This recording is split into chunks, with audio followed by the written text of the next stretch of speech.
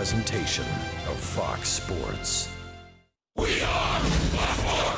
We are Florida. First pitch hitting. Derek Dietrich. Deep. Gone. Upper tank. Welcome to the leadoff spot.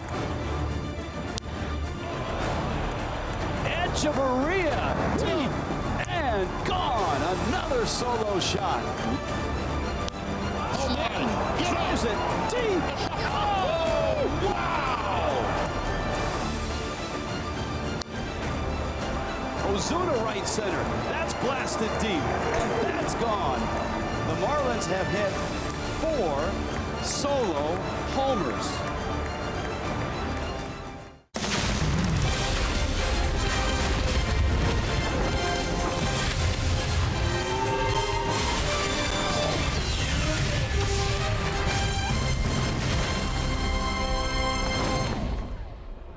On Wisconsin, actually in Milwaukee, Marlins and Brewers finish off a weekend series, and the Fish are hot, looking for an 8-game win streak, 7 in a row right now, a game over 500. Inside Miller Park on a cold and rainy day, Rich Waltz along with Eduardo Perez. This has been an impressive run for the Marlins, and when you're hot and you've got an opportunity to sweep a series, you have to take advantage of it. Without a doubt, and you have to continue to do the same thing you've done since that first day they started the winning streak. Get everybody on board, left-handed hitters, right-handed hitters, and most importantly, get those pitchers to keep throwing those goose eggs. Toyota inside look. We take a look at the streak. What has impressed you the most in these 7 games? The run differential. You put it up there, you look at the batting average of the Marlins compared to the opponents. They've been outscoring their opponents 34-20. That's a big difference right there, and the Marlins are doing it in different ways. They can beat you with the long ball, they can beat you with the base hit, and most importantly yesterday, they'll leave a lot of runners on base, but it doesn't matter. They'll find a way, and that right there is a good sign. You mentioned starting pitching, and the starters have been outstanding. Wei-Yin Chen last night, Adam Conley on Friday night in this series. Tom Kohler gets the start. The first inning has been a bit of a road bump for him, but he's hung in there, and he's won his last 2 starts. He has. He's done very well. He expects to do a lot better, but one thing that I like is he loves to face the Brewers. The last time he faced them, struck out 10, had a really good outing. Maybe he can feed up on that, and that's one thing that pitchers tend to do. They tend to look at their comparisons with teams that they've played against, and this is a good team right now for Tom Kohler to face. It seems like with each win on this win streak, the Marlins bring up another date from the long ago past. The last time this franchise won 8 in a row, 2004. So an opportunity with a win here to keep setting some history. Tom Kohler takes aim at the Brewers, and he'll talk to us about start number 5.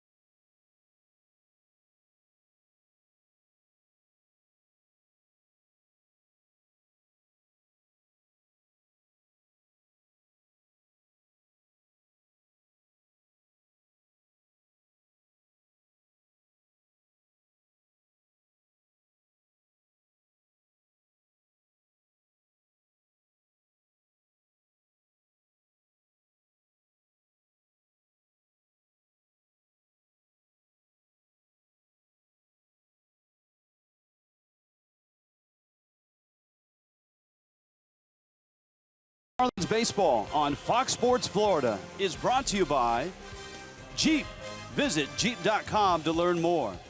By Bank United. Switch to Bank United today.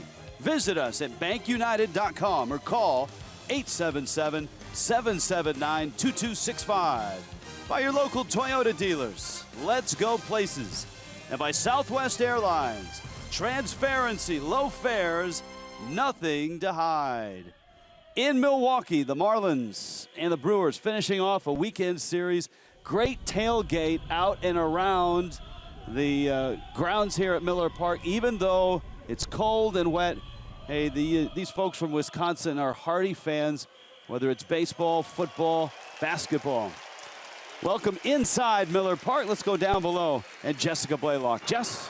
Hey, Rich, Tom Kohler back on the mound for the Marlins. He's coming off of a solid outing against the Dodgers, was able to make it through 5 innings of work, only gave up 2 runs. And for Kohler personally, he says he doesn't focus a lot on numbers or stats, but there is always something that he is trying to improve upon throughout the course of the season. I'd like to start getting on a roll where I get deeper in games. Got to come out the gate a little bit better. You know, when you blow up your pitch count early in the game, doesn't really matter how well you pitch towards the end. I felt like in my last start, the last few innings, I threw the ball really well, but unfortunately I was pigeonholed by the 30 pitch first. So just, you know, go out there and put up as many zeros as I can. And, you know, we came back and won that game, so it was huge. And the most important thing is winning. So, you know, I'm really happy that happened, but I would like to start going deeper, give the bullpen a little bit more of a blow and just putting up more zeros. And for Kohler, 15 strikeouts on the season, an ERA of 4.50, a record of 2-2. He is going for win number 3 today. Coming up next, it is first pitch between the Marlins and the Brewers. Miami is looking for the series sweep and their 8th straight win in a row.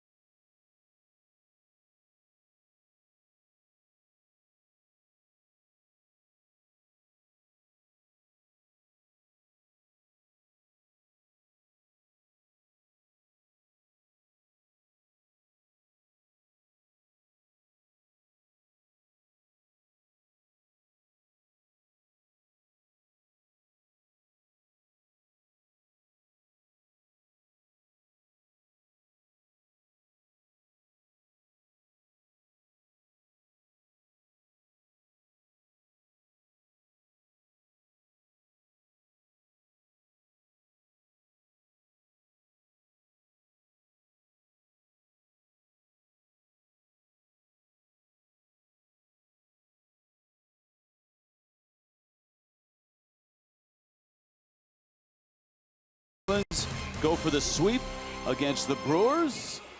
And Don Mattingly's lineup, a little bit of a change. It's brought to you by U Health Sports Medicine. Well, true to his word, when Ichiro is playing, he will be at the top of the lineup.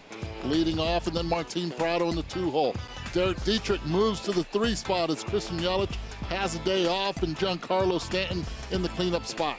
Justin Bohr, Marcell Ozuna, and JT Realmuto come from behind with Adania Echeverria in the 8th spot. Tom Kohler will be pitching, hitting 9th. And the Marlins go after Willie Peralta.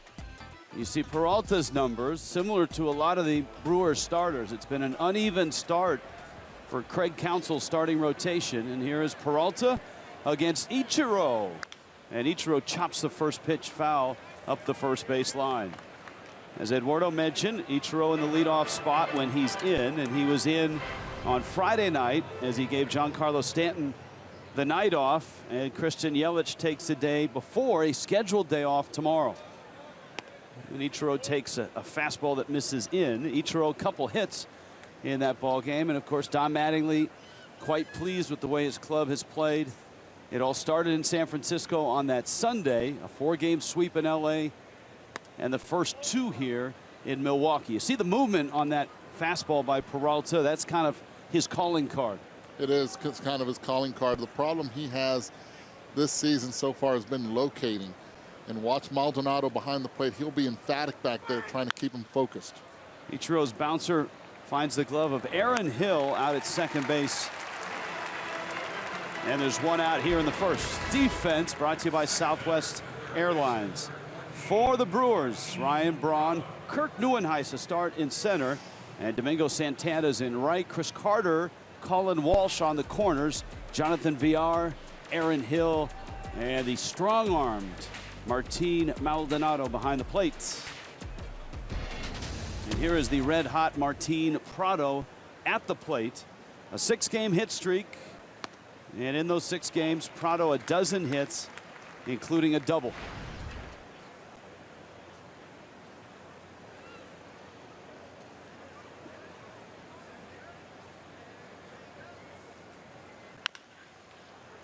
His bouncer, and Walsh, the Rule 5 draft pick, gets the out. Peralta, a couple of ground ball outs, and that brings up Dietrich. Oh, that's good news for the Milwaukee Brewers. Peralta being able to eliminate already 2 hitters, 2 outs with 6 pitches.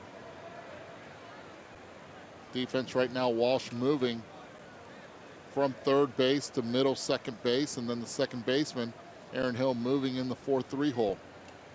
So you see the shift. Outfield plays pretty much straight up. Dietrich took the first pitch of the game last night and hit it out to right. And Peralta misses away. Of course, Dietrich getting a start at second base in the absence of D. Gordon. And when the Marlins' regular lineup is out there, Dietrich will be in the leadoff spot. And Dietrich drives that to left center field. Neuenhuis is there, but he can't make the grab. On a dive, it just got by the glove of the athletic Kirk Neuenhuis. Ryan Braun, a little bit of a late break on that. Yeah, it's really difficult also as a left fielder to see any ball that is hit because of the glasses, of all the glass and panels that are in left field above the stands. Any left fielder that plays here will tell you the same, and in the past when I played here, that was one of the biggest concerns. Ball in the air, you lose it as soon as it goes over the stands, the upper deck.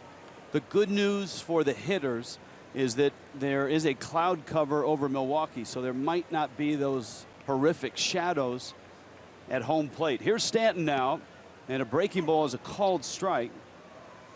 Last night, if you watched any highlight show, you saw this over and over. This was Stanton to left center field, knew it when he hit it. 462 feet, according to StatCast, with an exit speed of just under 117 miles an hour. And he's been on quite a run in his last 6 games, homering in 5 of those. And Stanton goes against the shift, shoots it to right.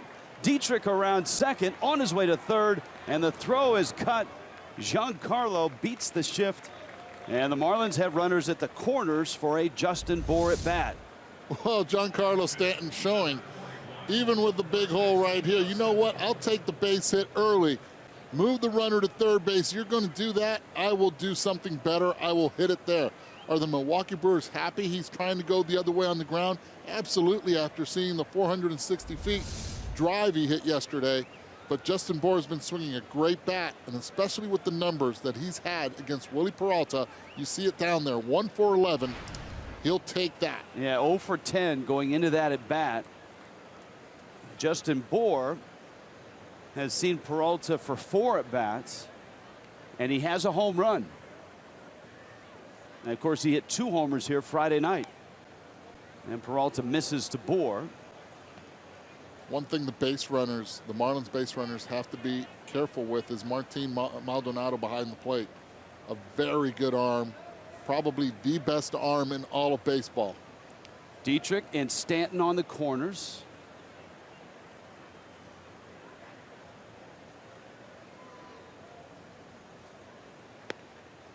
Bour takes a fastball for a strike.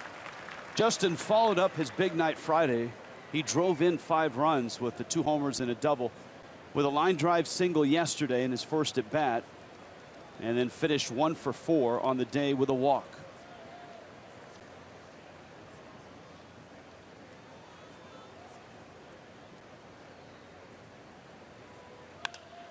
Fastball and a high pop-up. Walsh in foul territory has it, and Miami is done. They strand 2. Tom Kohler takes the ball in Milwaukee next.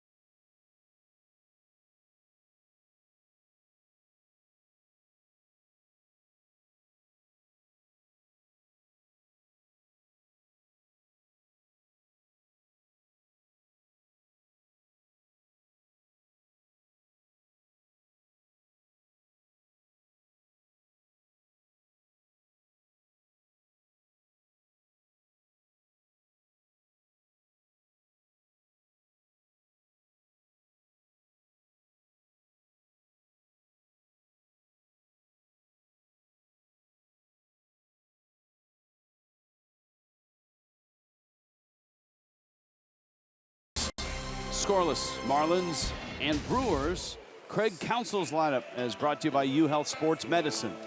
Well, Domingo Santana again leading off, hitting .250 with Jonathan Villar, Ryan Braun, and Chris Carter following him as a cleanup hitter. Kurt Neuenhuis, Colin Walsh, the Rule 5 draft pick, hitting .091 in the 6th spot. Aaron Hill, the veteran, and Martin Maldonado looking for his first hit of the season with Woody Peralta on the mound hitting 9th. Tom Kohler has won his last 2 starts. Beat Max Scherzer and Clayton Kershaw, beating the Nationals and the Dodgers. But you heard Tom at the top of the show talk about wanting to get deeper in games. 5 innings in both those starts. He gets Domingo Santana, and a breaking ball misses down low. Now, one of the reasons Kohler's start was 5 innings his last time out was there was a need for a pinch hitter as the Marlins pushed across 5 runs against Clayton Kershaw, so that limited his time against the Dodgers. Well, when you face elite pitchers like Kershaw and Scherzer, you tend to know that, hey, I better make every pitch count, especially against. To right, it's well hit. Stanton at the wall, and it's gone. Domingo Santana is a strong man.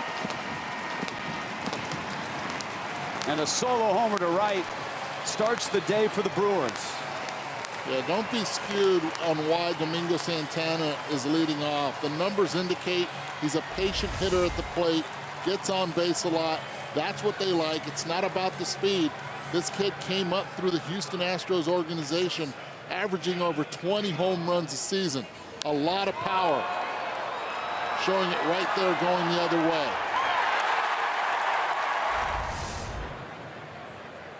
So Domingo Santana, his 3rd. And here is Jonathan Villar with Ryan Braun coming up. And the first inning run bug bites Tom Kohler. This is start number 5. And now 4 of his 5, he's given up a run in the first inning.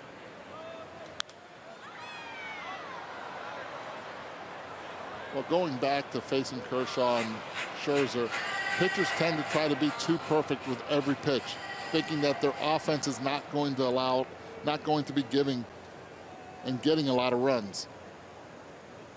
That creates a high pitch count. Good change up there by Kohler.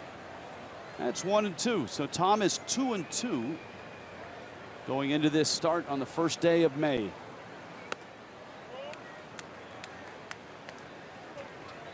VR 0 for 7 in the series. While the Marlins have won 7 in a row, the Brewers have dropped 4 straight. They had lost 2 games in a rain-shortened series at Wrigley Field. Tom Mattingly and the team head home tonight, off day. And then Arizona on Tuesday night. The Diamondbacks in for their only trip of the season.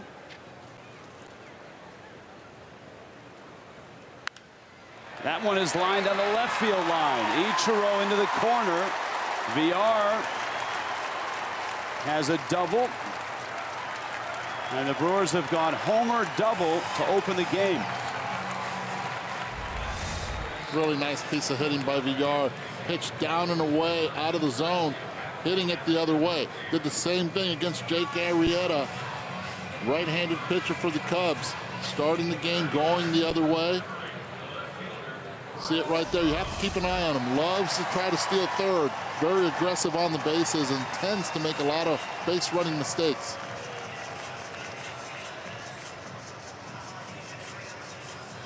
Ryan Braun. Marlins have accomplished a lot of things in 2 nights here in Milwaukee. And one of those is keeping Ryan Braun under control. 1 for 7 with an RBI. Braun having a really nice year with an impressive slash line. 333, 409 with the on base and a 577 slugging percentage. 4 doubles and 5 homers already will help that. And you see, with runners in scoring position, he is one of the best. One of the big reasons he doesn't try to pull in these situations. Stays inside everything. Lines it into center field. That's a base hit for Braun. VR coming home, and he scores.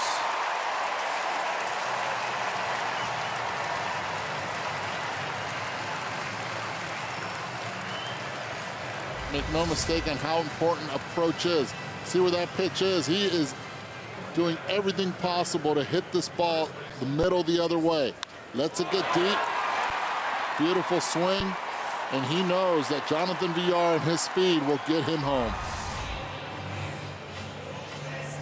Be interesting. I'd like to see a VR touch third base. That's one thing I was looking at. Took a real deep, real hard look at the corner. They're going to appeal right here. Well, the Marlins actually were looking at it, but Don Mattingly just gave the forget about it sign to Kerwin Danley.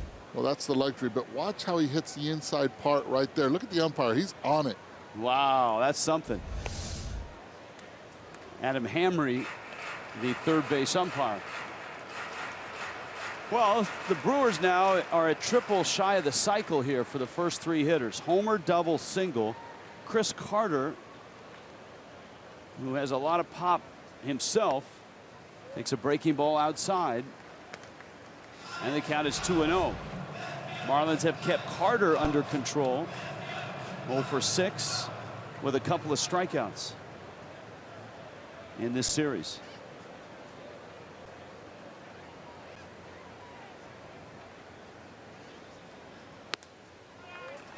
Chris Carter strikes out a lot, but has a really good eye at the plate. 3-0 right here. The Brewers will most likely give him the green light. Most of his power comes against right-handed pitching. He's almost slugging .600 with 9 doubles and 5 home runs. High fly ball. Stanton is under it. Runner tags and then holds. All right, so the Marlins have an out defensively behind Kohler. It's brought to you by Southwest Airlines. Ichiro giving Christian Yelich the day off. Marcelo Zuna, Giancarlo Stanton in the outfield. Martin Prado's been outstanding at third base. Eddie Echeverria at short. Derek Dietrich, his 3rd straight start at second. Justin Boers at first, and JT Realmuto red hot. Christian Yelich had played in every game, had reached base in every game, and as you pointed out yesterday, a great time to give him a day off because he gets 2 days off today and tomorrow. And as you illustrated yesterday, a lot of the teams studying player performance after days off, and after 2 days off, it seems that players are much more productive. Neuenhuis takes down low from Kohler. It's 1-0. You and I much more productive after 2 days off as well. Oh, without a doubt. Short trips we've had the past week and a half. Better transitions. Stories have more life to them. Your lineup much more crisp. It's coming through, I'm telling you. Ever since we made the adjustment, put me on the offensive mode instead of the defensive mode, things have turned around. Ryan Braun can still steal a bag. In fact, he stole 24 last year, and he swiped 2 this year. He's leaning, and had Kohler gone to the plate, I think Braun was gone. You could see he almost had turned his hips towards second base and was ready to launch. Smart base runner, 78% in his career.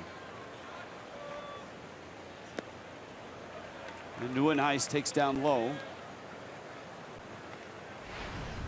Nieuwenhuis, a highly recruited running back out of high school in the Denver area. Liked baseball, ended up at Azusa Pacific, small school in Southern California. Big swing and a miss. They slipped on the back foot on that one. Marlins had seen a lot of him in a Met uniform, a guy that was in and out of the Mets outfield.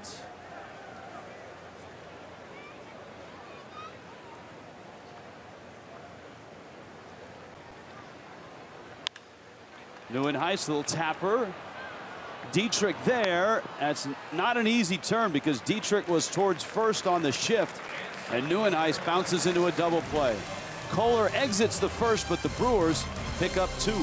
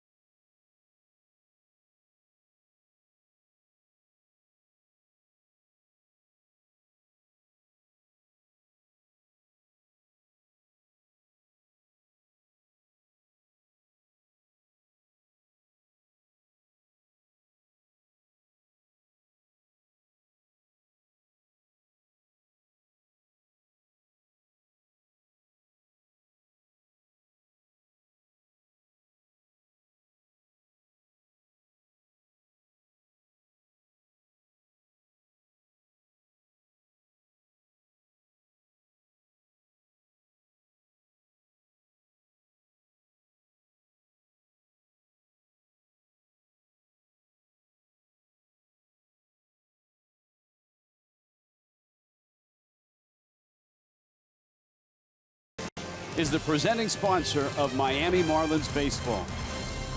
The fan-shaped roof is shut tight here in Milwaukee. Temperatures in the 40s, rain outside. But inside, about a little over 20-degree difference as Marcell Ozuna takes outside.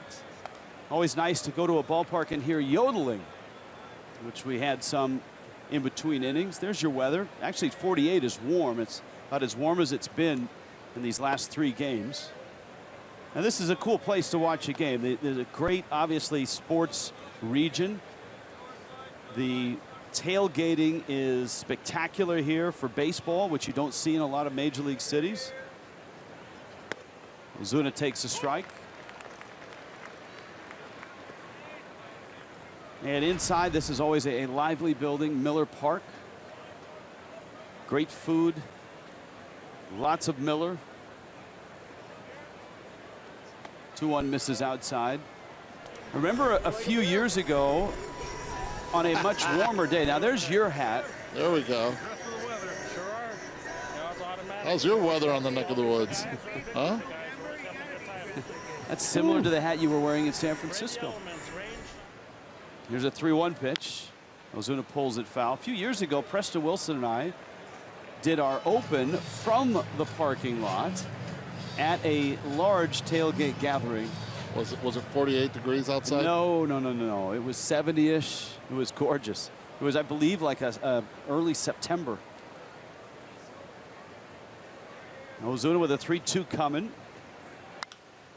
Jam shot. And Walsh gets to first. And so far, looks like Willie Peralta being able to get in on a lot of the hitters. Yeah, and the hitters counts right there. He had 3-1 count, fouled it off, and then 3-2 count stayed in.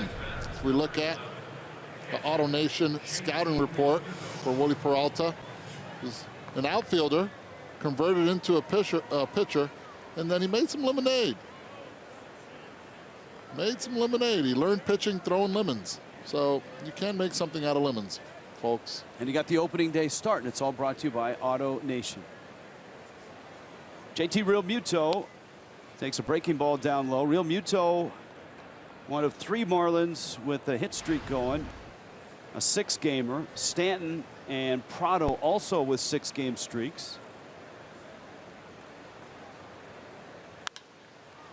JT flips that one down the line. Santana slides. It's a fair ball. He doesn't have it, and it bounces up over the wall. That's a lucky break right there for the Brewers. It would have been 3 bases easily for Real Muto as Santana sold out to make the catch. And Real Muto's got himself a double.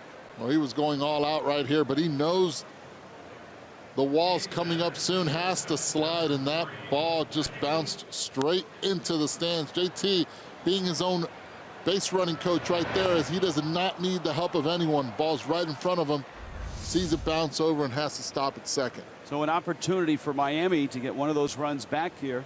Real Muto in scoring position. And Adeiny Echeverria, who busted out last night with 4 hits, is up now.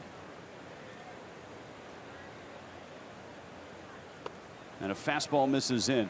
Echeverria homered in the second and then proceeded to hit 3 line drive singles later in the ball game.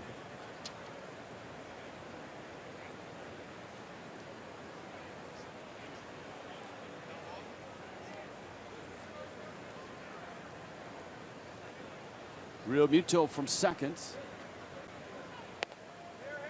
And a strike. Eduardo, you noticed a difference in Adeiny Echeverria.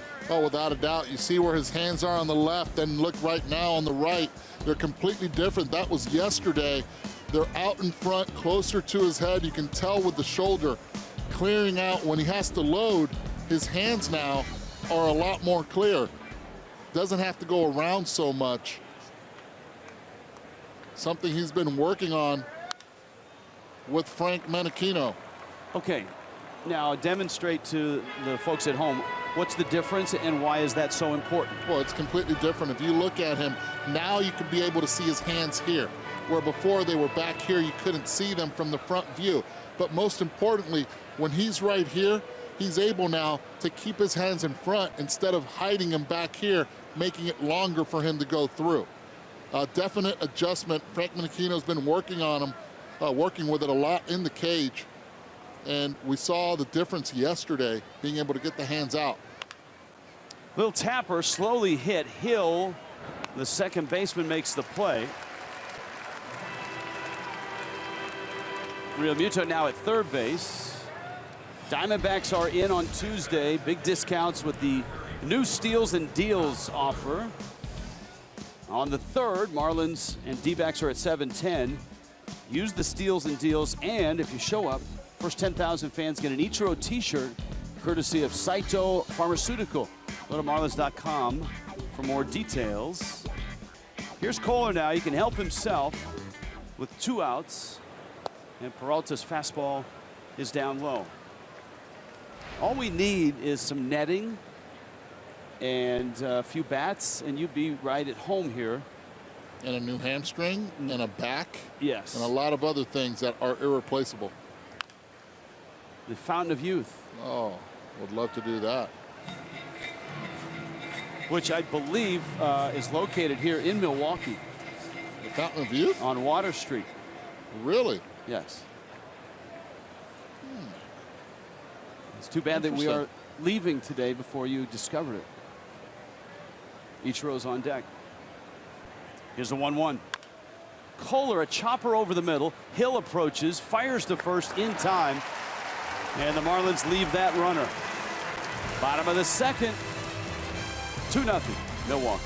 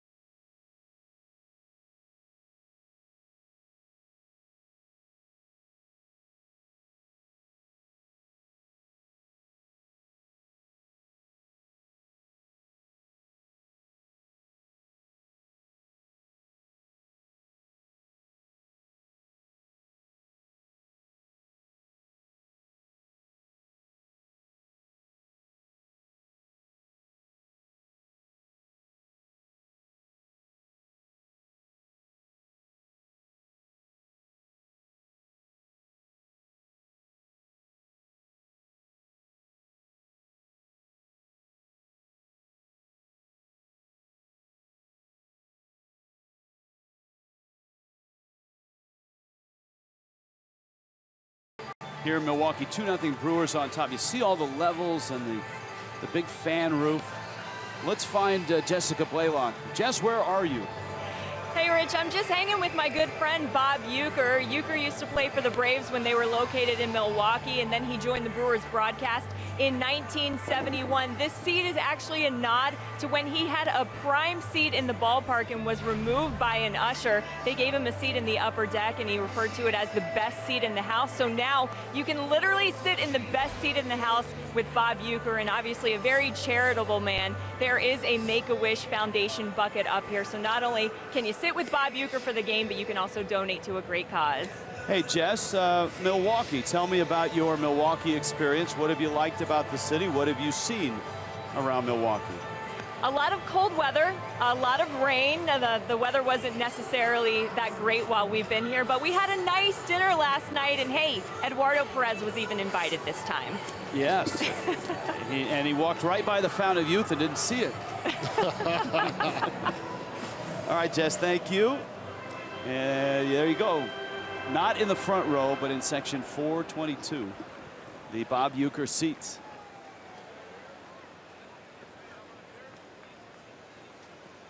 All the way back down on the field. And here is Colin Walsh. Walsh, a Rule 5 pick, has yet to get going for the Brewers. He's 2 for 22 so far this year.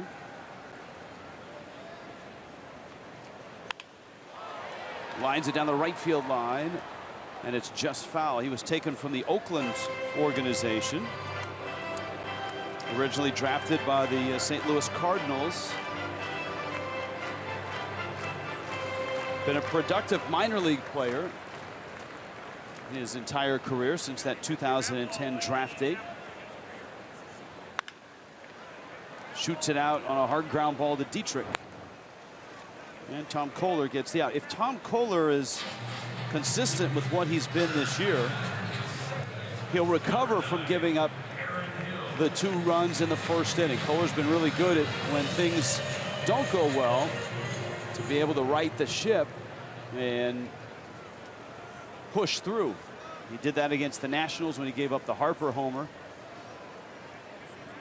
and against the Dodgers when he gave up 2 runs in that first inning. And here's Aaron Hill, the former Blue Jay and former Diamondback. Speaking of the Diamondbacks, the pitching matchups are out for the series. The Marlins will see Patrick Corbin, Ruby De La Rosa, and Robbie Ray. They'll tapper up the line, and it takes a left turn. Ball and a strike. So the Marlins on Tuesday have Justin Nicolino going against Patrick Corbin. A pair of lefties, Corbin and Ray. Jose gets the ball on Wednesday, and Adam Conley on Thursday.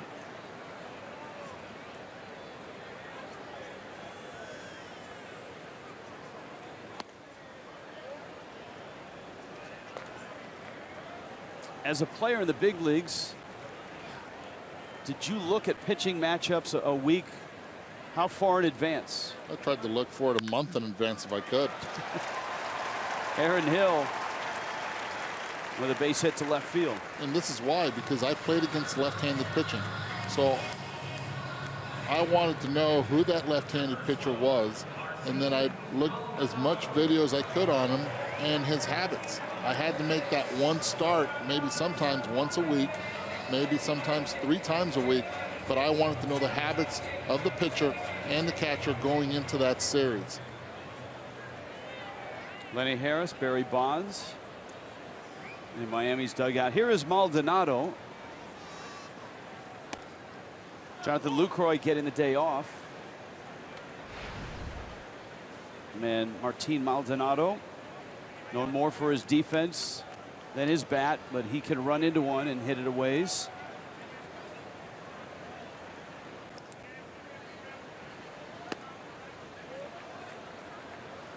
And even though he's the 8-hole hitter in this lineup, 1-1 count with 1 out, don't be surprised Maldonado here on a hit and run.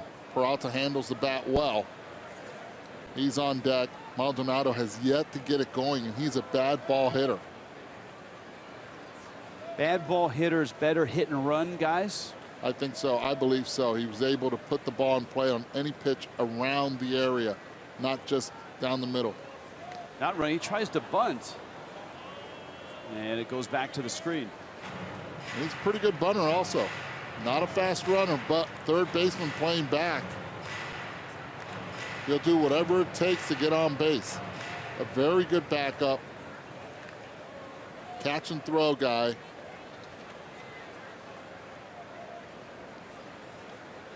He's thrown out 4 or 5 base stealers this year. Hill's at first. Kohler steps off.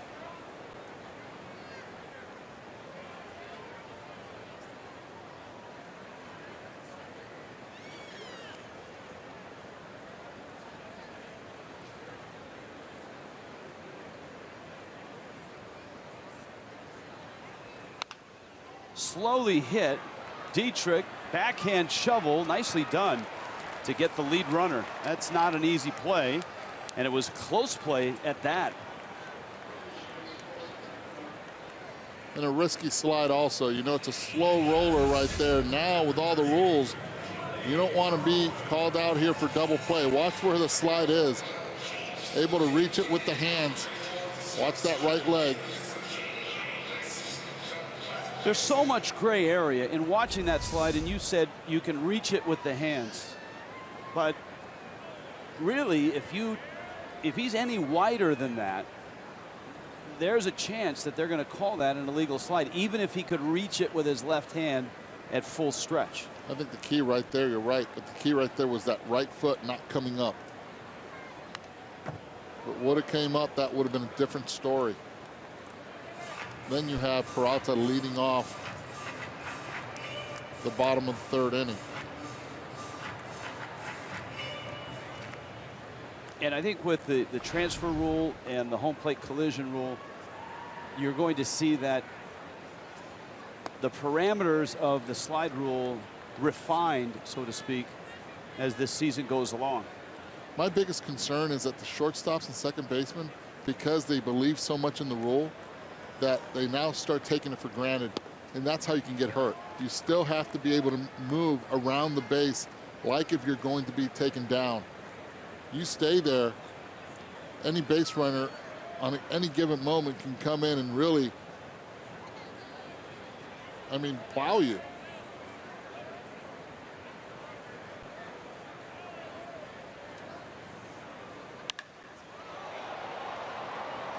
Stanton under it and makes the catch. And Tom Kohler works a rather quiet second. To the third in Milwaukee. 2-0. Brewers.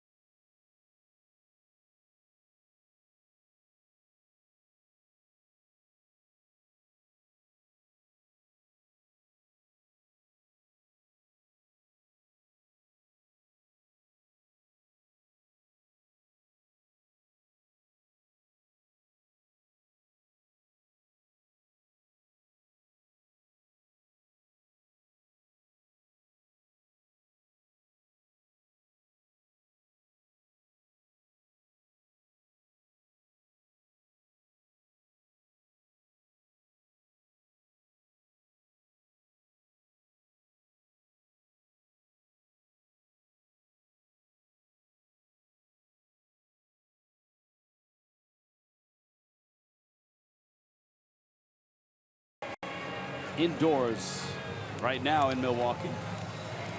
This copyrighted telecast is presented by the authority of the Marlins, may not be reproduced or retransmitted in any form, and the accounts and descriptions of this game may not be disseminated without the express written consent of the Miami Marlins. You see Marlin fans in and out. We have to find our friends, the Wilkins.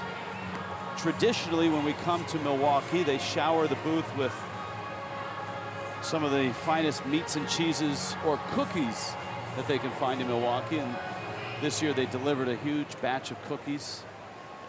It's outstanding. Yes, it was. Looking forward to the whole series to have cookies, and yeah, well, everyone from other booths came by to eat the cookies. Yes, well, welcome to Major League Broadcasting. It's a dog-eat-dog world. If we can go into the Brewers booth and squirrel away some of their snacks, we will do it. Here's Ichiro. All I need is the green light. Top of the order, Ichiro, Martin Prado, and Derek Dietrich against Willie Peralta. Miami has 3 hits, a couple singles and a double. And Ichiro, a busted bat into left field. Braun charges, can't get it. It kicks away from him. Ichiro around first, headed to second. Braun's throw, he is safe. Great hustle. Just safe. Ichiro getting in there. Fans don't like it, but Ichiro never hesitated. Great hustle throughout.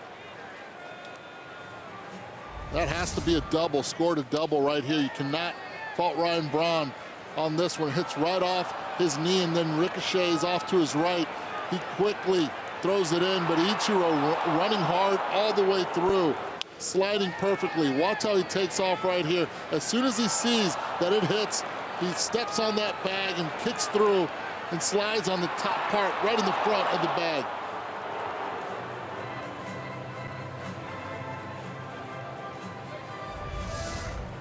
So it is a double. He wasn't, he did kind of put it in neutral there between home and first.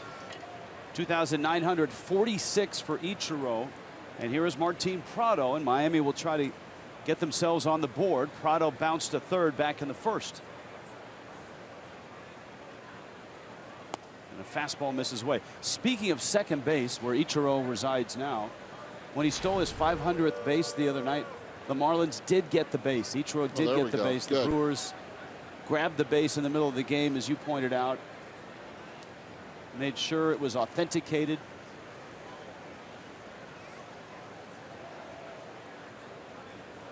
Here's the 1-0 to Prado. Prado into center field. That's a base hit. Ichiro around third. He's coming home. Up with the ball's Nieuwenhuis. Here's the throw, and he's in there with a slide. And the Marlins are on the board. Martin Prado, a 7-game hit streak. He is 13 for his last 25. Common denominator with Martin Prado is everything. Focusing right back up the middle. Base hit. Gets it. Very aggressive Lenny Harris challenging Nieuwenhuis's arm. Ichiro getting a good secondary lead, and that's the reason why he sends him with no outs, down 2, making it a 1-run game. The 42-year-old Ichiro looking like his younger years, racing around the bases. He found the fountain of youth here in Milwaukee, my friend. Pitch misses outside. Explain secondary lead. Watch Ichiro right there shuffling his feet, getting in that position. As soon as he sees contact, he takes off right there. Got to have the shuffle. Ends up scoring easily. A nice slide with the bat right there in the way, using his hand. Dietrich is up. Primary lead is the initial lead off the bag. And the secondary lead is once the pitch is delivered. The pitch is delivered.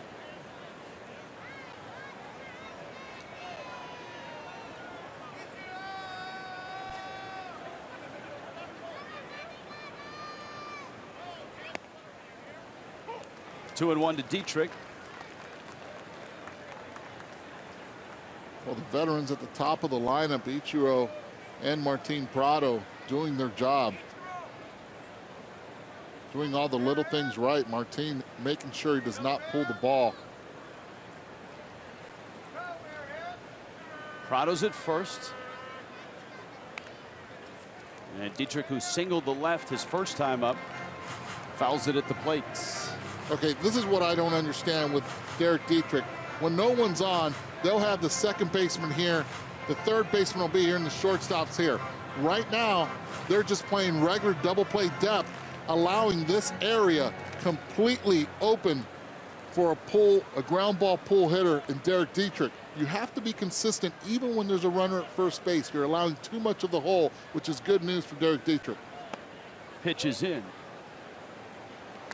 So they're not shifting the Brewers in, I guess, concept because they want to be in a better spot for a double play, but they might not be in a better spot to capture a ground ball. Right, and then are you willing to trade right here the risk of a double play? Or if he hits it in that hole, you could have a runner at first and third, no outs. I'd rather get the out and have a runner at second. Well, this time Hill got one out, safe at first. And Dietrich, on a little bit of a bobble by Hill, beats the throw. Right, you have to be perfect on that double play attempt. Dietrich gets down the line quick. Right here, the Brewers were fortunate. Yet, to me, you have to play the odds. Either which way, there would have been a fielder there if you would have been playing it the other way. You still would have had the second baseman, the third baseman in that position for the double play attempt. Brewers are looking at the replay to see if that call at first was correct. It looked correct, and it is. Stanton climbs in. There'll be no challenge. And now the Brewers aggressively shift for Stanton. They bring three infielders on the third base side. Stanton shot one into right field, and the right side is first time up, and Peralta misses down and in. And there's that right side that Stanton found for a base hit in the first. He has homered in 5 of 6, walked 6 times in those 6 games, and now he has hit in 7 straight.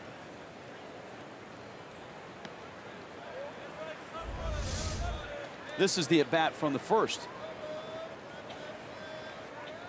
Get that hit out of the way right now. He knows they're pitching him inside. But you as a hitter, it's actually easier to go the other way on the ground when the pitch is inside than it is when it's outside. Keeping your hands through and letting the ball get deep. Stanton gets a 2-0 here. And it's bounced. And it's 3-0. Giancarlo Stanton in his career has not been a guy that swings 3-0 much. But yesterday, he took a mean rip at a 3-0. And it will be interesting to see if he's locked and loaded here. Oh, without a doubt, he's locked and loaded. Let the hands get extended. A two-seam sinker is what Martin Maldonado just asked for. That's when he puts down the one and he starts doing the circle with his index finger.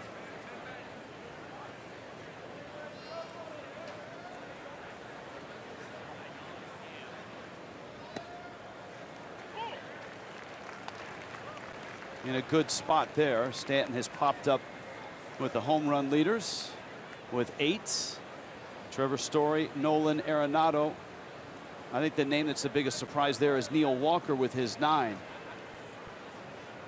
Well, Trevor Story bigger than Walker, a surprise. There's the throw by Maldonado. Stanton went after a breaking ball, and the count's full now at 3-2.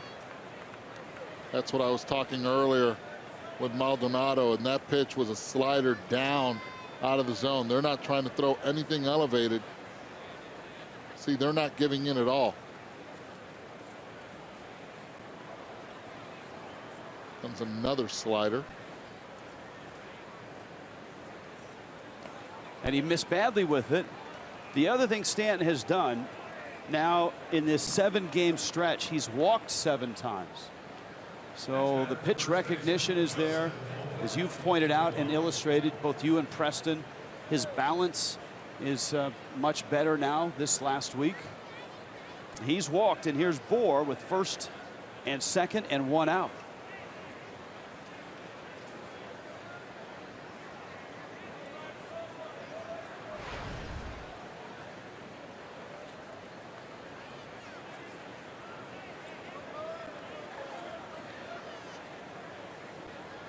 Bohr popped out back in the first.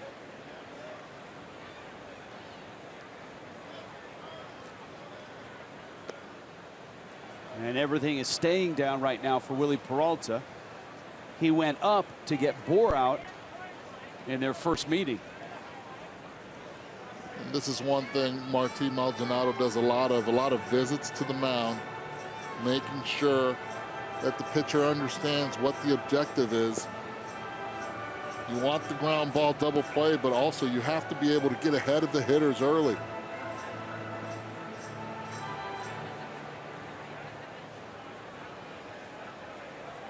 Miami has a run.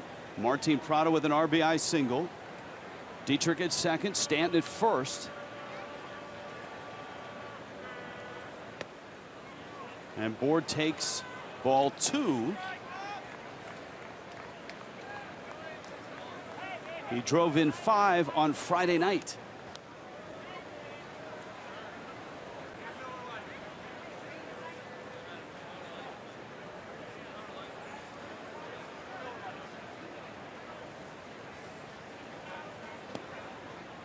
Ooh. Got away with one right there. And you could see Bohr grimace, and that is a rough call. Yeah. Definite miss by Kerwin Downey behind the plate. Pitch way down. Nothing you can do with that. That changes everything. 3-0 to 2-1. Look back, said, come on, man.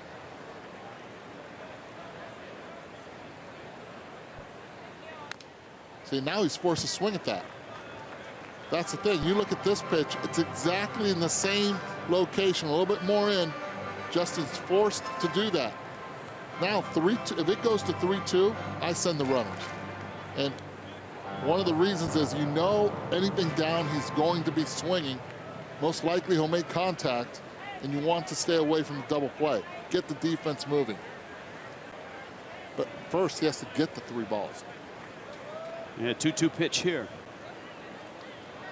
And There Maldonado it goes again. another trip out. Get Do used you to it. think that in the attempt to speed the game up, they should limit the amount of times a catcher can go out to the mound? Without a doubt. I mean, it puts more focus and emphasis on the pitcher and the catcher to communicate in the bench and before the game. You know they're not changing signs because neither of the middle infielders went in there to see what sign they're going with. This is all about strategy. 2-2. Orr sends that one to center field. And Nieuwenhuis makes the catch.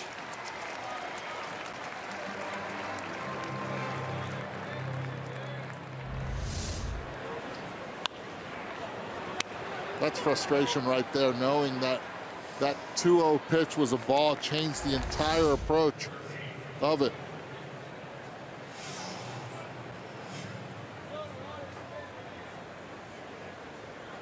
And so Bohr upset, and he should be. Well, he should be. He's most likely going in right now to take a look at where that 2-0 pitch was to make sure that he knows where the strike zone is. Yeah, that wasn't even a borderline pitch. Oh. And here's Ozuna.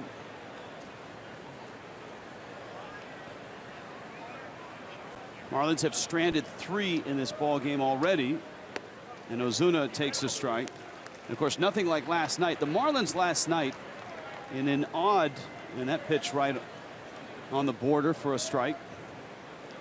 The Marlins left 17 on base last night, still scored 7 runs, and did not have a hit with runners in scoring position. They were 0 for 12. That's what 4 solo homers will do for you. Well, Martin Prado changed that in a hurry with Ichiro at second base, getting that base hit. See right there, that slider way away. Ozuna dove in, so watch Martin Maldonado. Most likely will go inside this time with a fastball. He's going to go in? I would. Oh, staying away. No swing. And it's 2-1. Peralta is big, thick, 6'1", 255.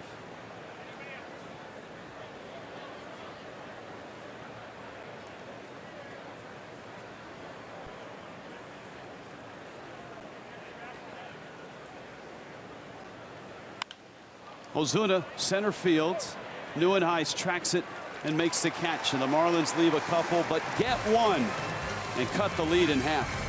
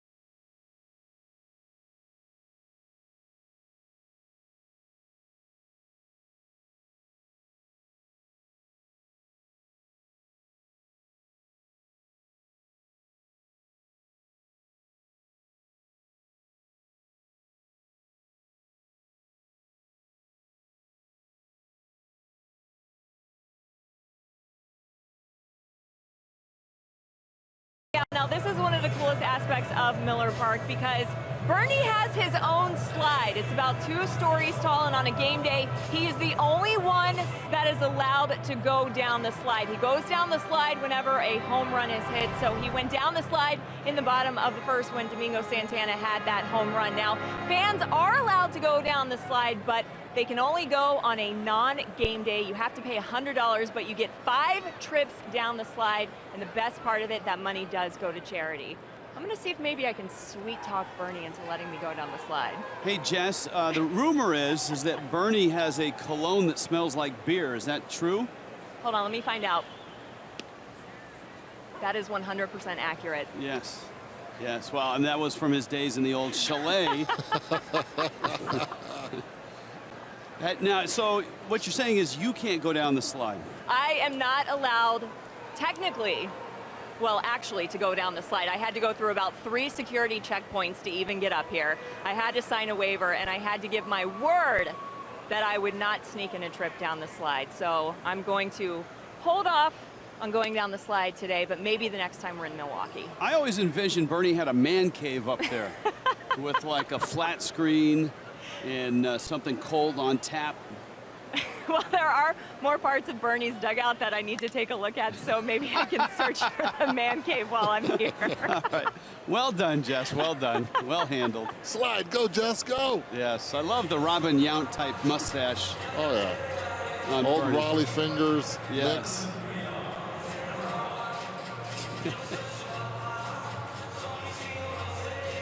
Tom Kohler has an out here in the 4th.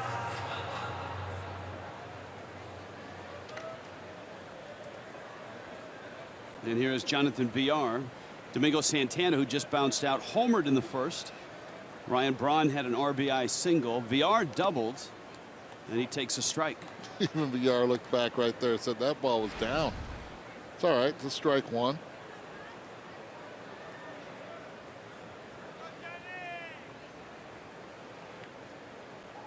Oh, 1.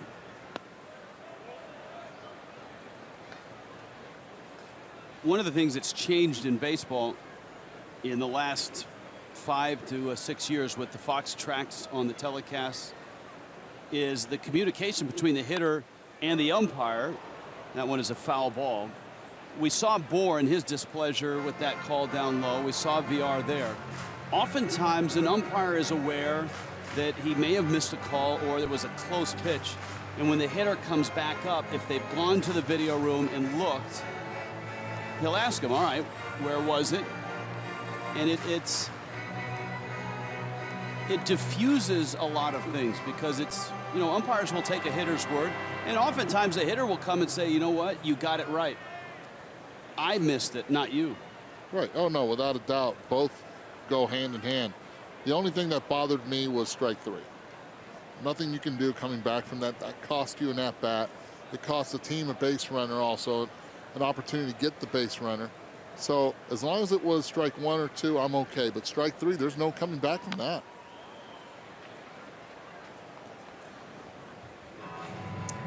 You also have to know the umpire. Some umpires really take that constructive criticism well, and some don't. Well, you can see JT Realmuto right now is in a good spot. And most catchers are with Kerwin Danley. Kohler let it go. D-trick. That's not knowing the runner right there on Derek's part. Tried to get in front of it. And you have Jonathan Villar, and as soon as I saw he got in front of this baseball, he has to try to backhand it and get rid of it as soon as possible. Got in front of it, now throwing off his back leg. Villar just too fast, getting out of the box and getting there. That's just having to know the runner. With nobody on and no shot at a double play, would Kohler have been better served if he had actually gone after that ball?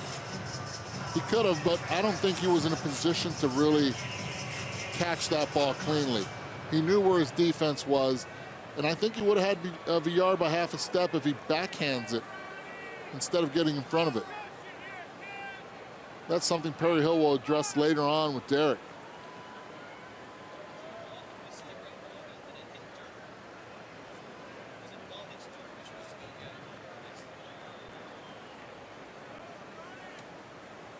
Ryan Braun now. Braun singled in the first.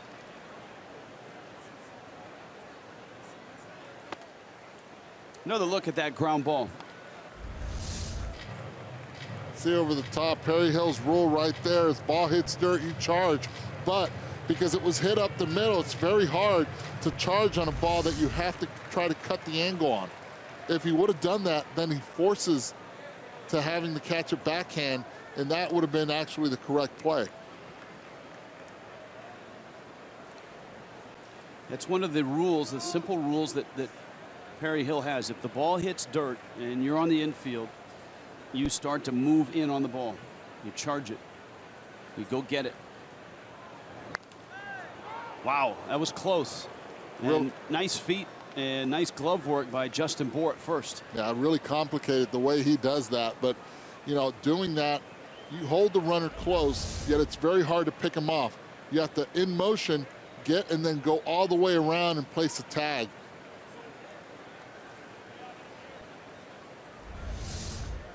He's got a big lead. Yeah, he does. He's leaning and he's running. Pitches a strike and the throw not nearly in time. VR with a stolen base. No chance for Real Muto. No, and he loves to run the bases. VR does. You have to keep an eye on him. Right here, he takes off, and watch when he slides. Looks like he got hit in the lip. Right there with the elbow from Dietrich.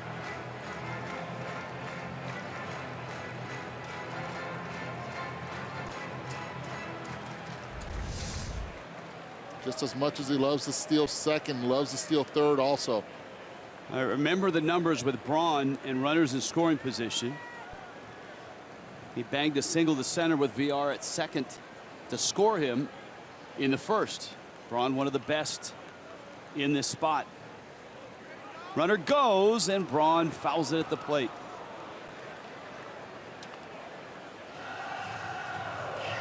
And then he refers to VR as a loose cannon running the bases. He takes that walking lead, trying to distract you, never stops. You have to be able to stop him.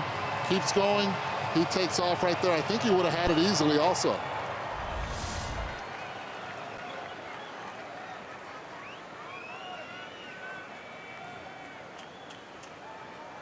One, two now. Got KD on the right shoulder. It wouldn't be a game with Kerwin Danley behind the plate. He seems to get clipped by foul balls. He was hit in the helmet the last time the Marlins saw him in Miami and stunned, stayed in the ball game. Real Muto goes out to the mound to try to buy Kerwin Danley some time. Last time he got hit, it was a Jose fastball that just sailed and hit him right in the front of the helmet.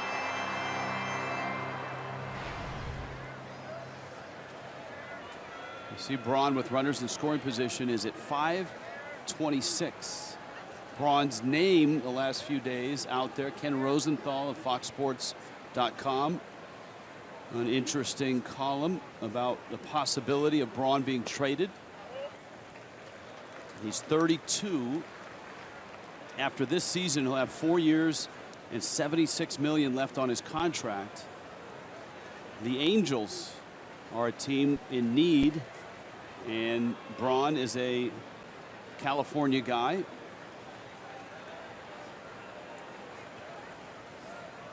In Ken Rosenthal's words, a trade is becoming more realistic because the Brewers are in full rebuild mode. And it's great to have Braun here. He is certainly the face of the franchise, but that face is changing.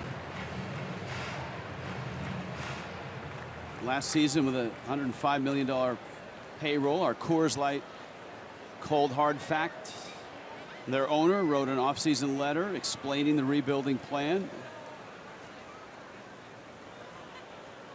Here's a 2-2 on the ground and foul. And Eduardo, you and I had the conversation on Friday that rebuilding plan is patterned after what the Houston Astros have done, so much so that The Brewers hired David Stearns, the 30-year-old assistant GM for the Astros, to lead the rebuild. Stearns likes his manager, Craig Counsell.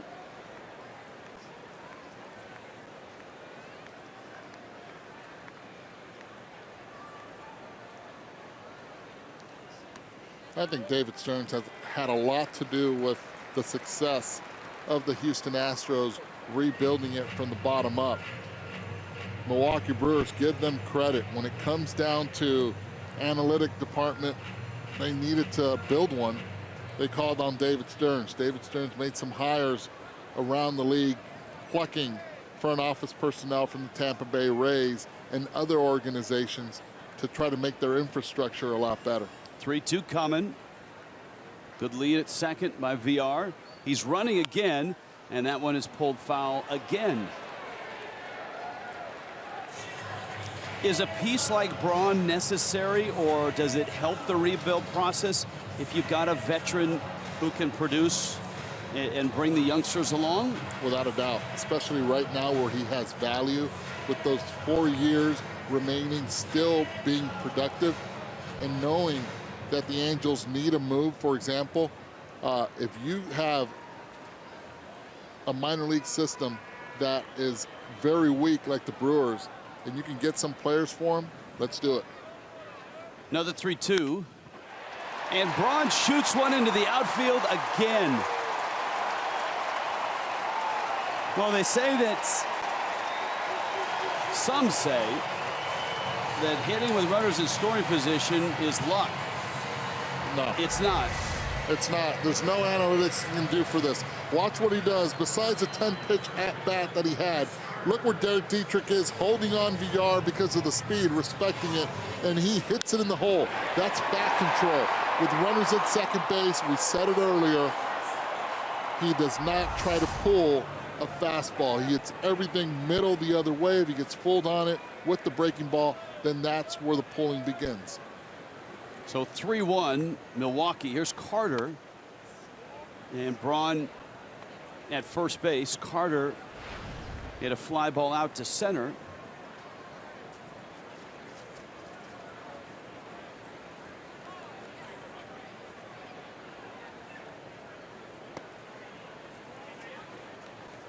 A decidedly different approach for Braun with runners in scoring position than, say, leading off an inning or a runner at first. Yeah, his thought process changes completely. But you have to be careful right here with Chris Carter. 2-0 count. See the pitch he went with a changeup, 85 miles per hour. Geared up for the fastball. This man can hit it just as far consistently as we're used to seeing with Giancarlo.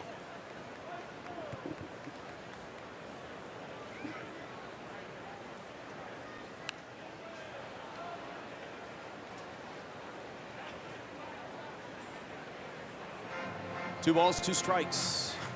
Carter, one of the players that David Stearns plucked from Houston. Last 3 years in Houston, big homer numbers, 29, 37, and 24. He had a great finish last year with 6 homers in his last 12 games that helped put the Astros into the postseason. Right center, Stanton looking and gone.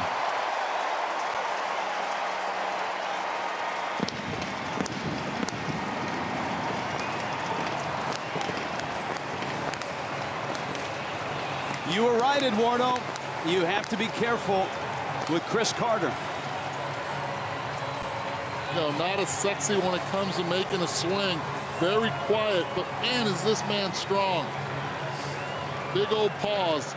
See the NL leaders and extra bases. Chris Carter's right there at the top. Watch where this pitch is. Down and away. Missing location. Can't make a mistake with this big man. Neuenhuis now, who is 0 for 1. Still 1 out. 3 runs here for Milwaukee in the third. And Neuenhuis sends one into center field.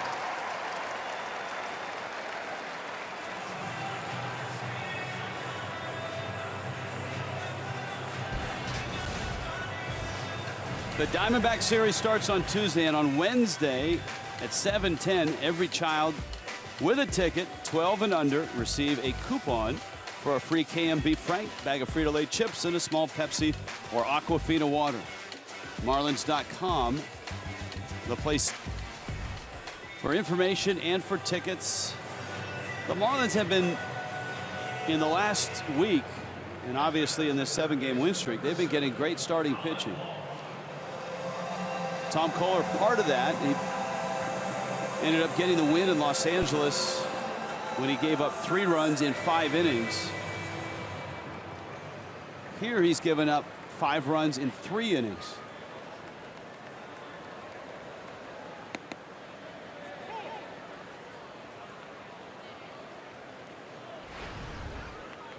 Colin Walsh.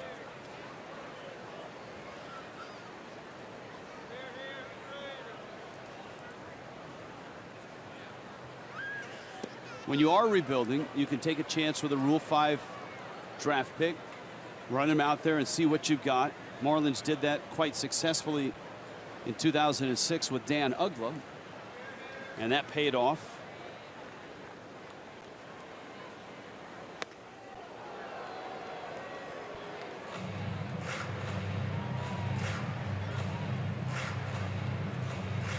See how many pitches so far he's thrown in that 3rd inning. This 3rd inning, 30. Definite high stress inning.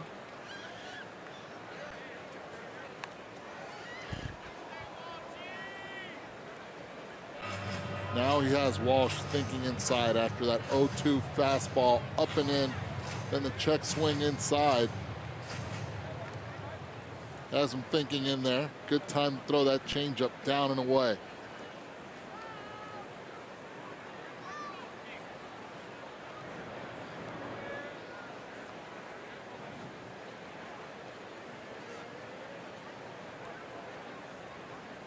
Walsh last year walked 124 times in Double-A. Shoots that one foul. That's amazing. That's why they plucked him out of the Rule 5. That's a prototypical Oakland Athletics draft pick. Guy that sees a lot of pitches. And then David Stearns, being the general manager for the Brewers, noticed it and picked him out with a Rule 5. Patience at the plate, high pitch counts. Runner goes, 1-2 pitch. Real Muto's throw sails high, and a stolen base by Neuenhuis.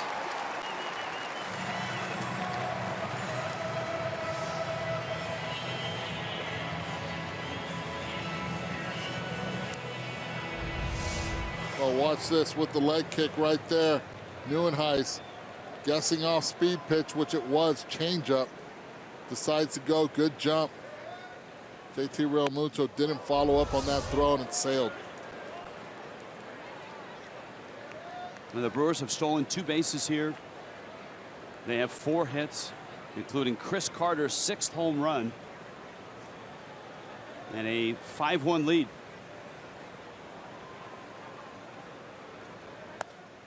This is a great at-bat by this Rule 5 kid, Colin Walsh. You hit it right on the nose. A lot of walks in his career. Might not be hitting for a high average, but his on-base percentage came into this at-bat at .344. That just tells you right there that eventually will translate into higher average, more tough luck within the zone. Well, the pitch count now at 71, and you saw Don Mattingly, Juan Nieves, they're going to have to make a decision on who gets up to throw. The Marlins are going to need somebody to bridge the middle innings if this continues. Hill pops it foul and out of play.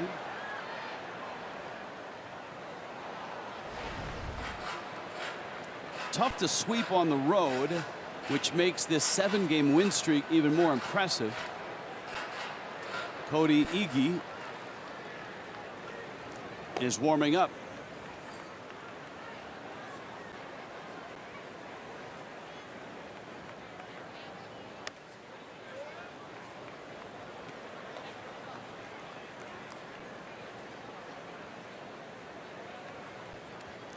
course, this is Miller Park, and runs can come in a hurry here. And the way the Marlins have been hitting the ball and getting on base, and Peralta struggling throughout the season, this game is far from over. Which illustrates the importance here for Kohler to keep it at 5-1 and try to get out of this inning. It's a good time right now for a 6-4-3 double play if you're a Marlin. Compounding this is that Kohler is due up third. So you probably don't want to do a double switch this early in the game. Oh, no. You like to see him get through this inning.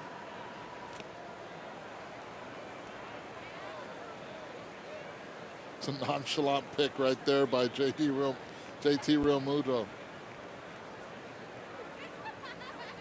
There's your ball strike ratio. 8 hits for Milwaukee.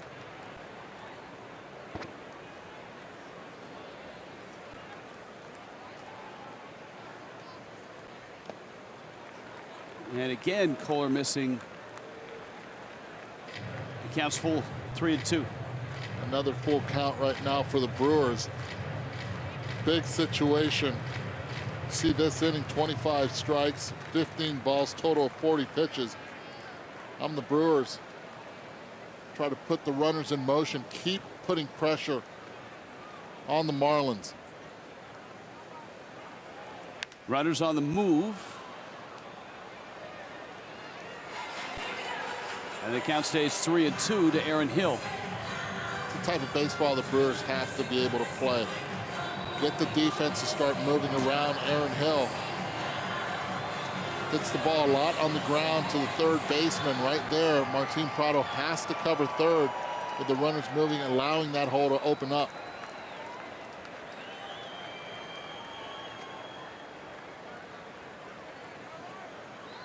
Runners move, pitches in. Bags are loaded. Iggy is warm. And Don Mattingly is on his way out. So back-to-back walks to Walsh and to Hill after 4 consecutive hits. And it's a short day in Milwaukee for Tom Kohler. And the youngster Iggy will answer a West Kendall Toyota call to the bullpen.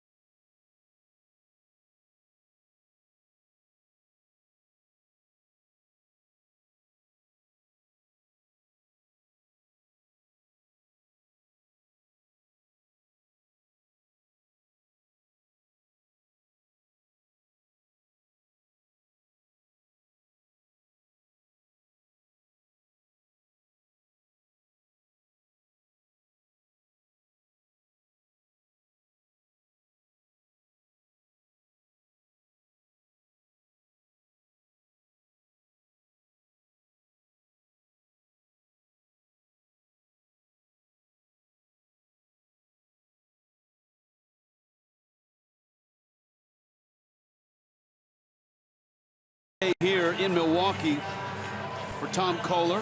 The Marlins down 5-1, and the Brewers threatening here to add to it. And the rookie out of the University of Louisville, Iowa native, Cody Iggy, arrives here 4 games into his major league career. with friends and family here to watch. Iggy gets Martin Maldonado.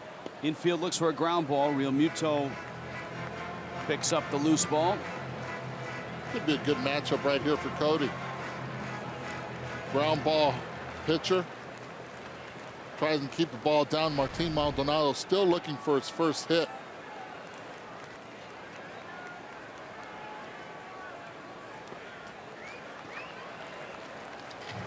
Iggy has missed on his first 2.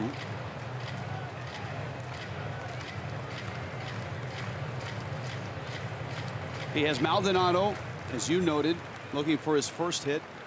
And then the pitcher, Willie Peralta. 8th man to come to the plate. Bags loaded. 2-0 coming. And Iggy way inside.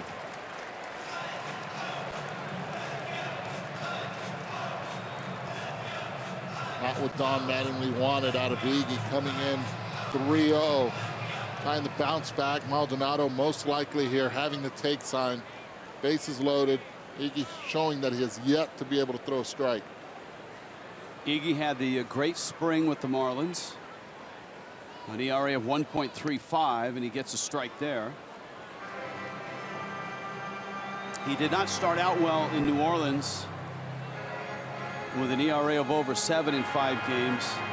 But his 2015 was incredible. An ERA of under 1 in both the Rangers and the Marlins upper levels. He walks him, and the Brewers have added a run at 6-1.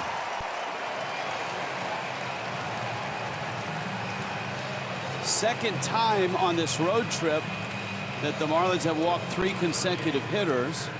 Of course, in Los Angeles, the oddity was it was 3 different pitchers that walked 3 different hitters. Now Peralta.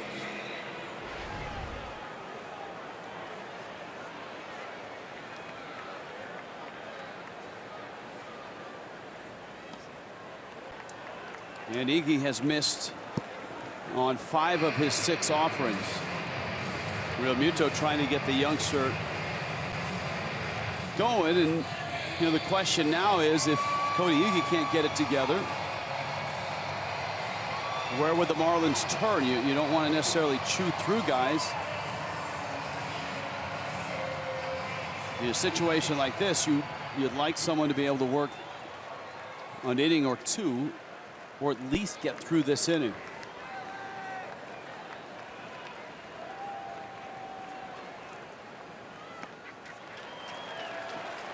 Juan Nieves has to go out there. 2-0 pitch. You have to be able to go out there. Here he comes.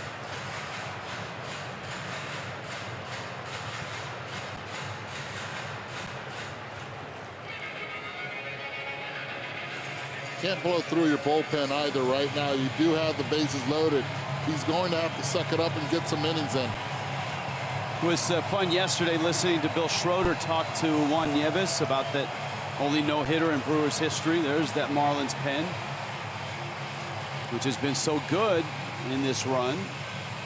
Schroeder today was talking about Nieves as a pitcher and said, man, before he got hurt, he had really good stuff.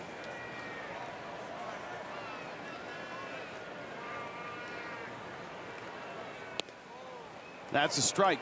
So the visit helps, at least for a pitch. And it's 2-1. I'm the Brewers here. I give him another take. This is a pitcher right now. You have Santana on deck. No reason for him to swing the bat at all right now. He does, and lines it to left. Ichiro slides, makes the catch, and on his way home and scoring is Walsh. That's a high-risk play right there with the Brewers, allowing Peralta, an 0.67 career hitter, to swing the bat. Ichiro making a phenomenal play, throwing it right back to second base, keeping the runners in force-out situation. When it pays off with a sacrifice fly, 9 men have come to the plate. 5 of them have scored. There are 2 outs now. And here is Domingo Santana, who takes down low. Santana homered in the first. and bounced out in the third. Not to be confused with baseball legend Domingo Ayala. Popping the chain. Yeah, see, Santana had every right to do that, actually, in the first with his home run. And again, falling behind 2-0.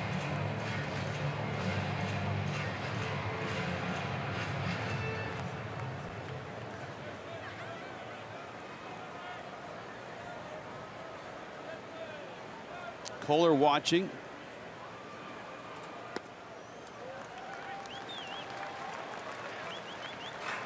A couple of inherited runners have scored under Iggy's watch. Hill at second is still property of Kohler.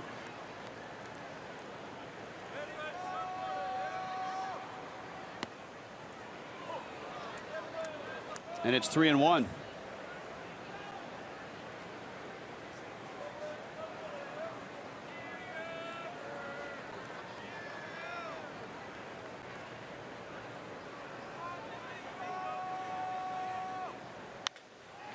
Into right, that's a base hit. Hill round third, Stanton up with it. Throw comes home and safe. Tagged by Real Muto. Great throw by Stanton. But with 2 outs, Hill a terrific jump, and that play was a lot closer than you thought it would be before Stanton cut loose. Yeah, he did everything right here. The transfer, the whole thing, the throw. Easy bounce for Real Muto. Nice slide throughout. He's in there. Definitely in there. Don Mattingly waiting to see with the replay.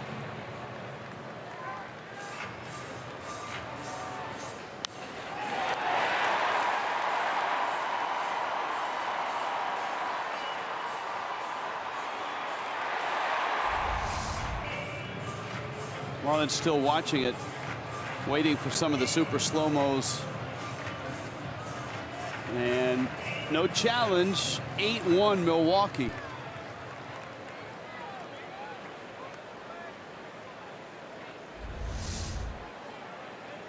See the overhead look right there. Off the glove of Bohr. That's a fair ball. VR has extra bases. Brewers have another run. Santana racing for third. And the roof has fallen in on the Marlins. And I don't know what Santana was doing there at first base. There are 2 outs. He's going back to the bag, thinking Justin Bohr was going to make the play. So what? On contact, you're supposed to go. Watch the reaction here by Santana. Contact, go. He goes back to the bag. Marlins get lucky right there that another run didn't score. He goes on contact. He easily is standing by the water cooler, freshening up. 15 pitches by Cody Iggy. He's given up 2 run-scoring hits, a sacrifice fly, and a bases-loaded walk.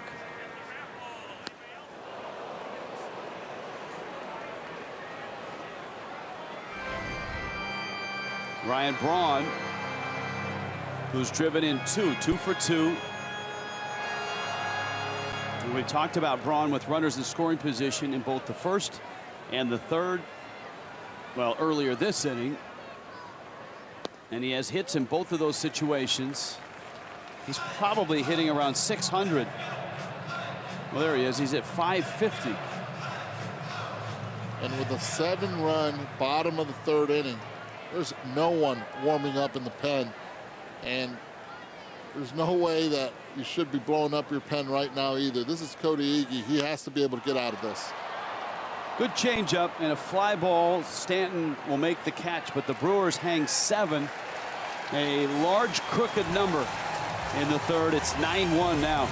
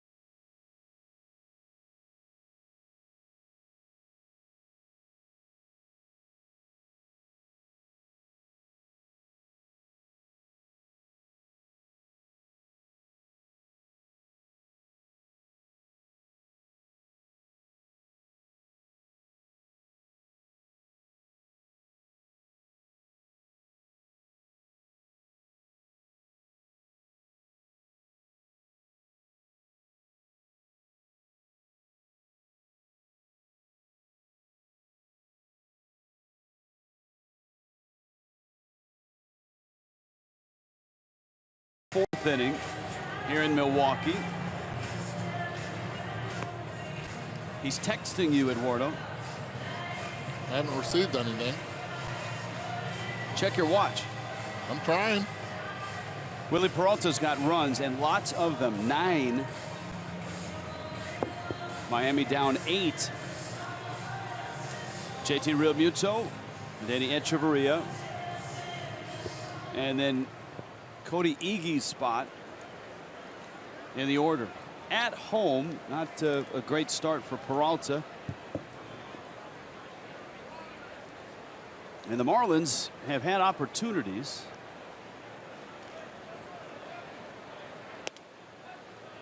A strike to Realmuto, who doubled down the right field line. JT opened this trip with an average under 200. And lo and behold, 13 hits later, he's up close to 300. In fact, he's right at 301. Peralta misses out. As the season hits May, 1 month in the books. Lots of surprises. Trevor Story certainly for the Rockies. The Phillies, who are hot. The entire division seems to be on one long win streak. The Marlins winning 7 straight. The Phillies 5 in a row. The Mets 8 in a row.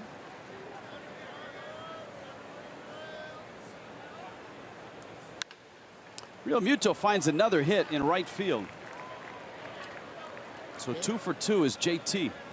That's a nice start right there to the 4th inning. Base hit. Going the other way. JT using the field nicely as you see the National League East standings. Philadelphia, to me, the biggest surprise. 4 games over 500 after starting the season 0-4. And they're winning again today. It's 2-0 against Cleveland Indians. They're beating teams that are supposed to be beating them. We're talking about the Nationals, sweeping the Nationals again against the Indians at home. Looking good. Yeah, 2-0 in the 4th. The Phillies up over Cleveland. The Mets, who have taken a couple against the Giants in their weekend series, trail San Francisco 5-0. And that's in the bottom of the 7th in New York. It's Madison Bumgarner against Syndergaard. Up the middle, Hill shovels. Villar turns. And there are 2 outs. And Iggy is going to get the at-bat.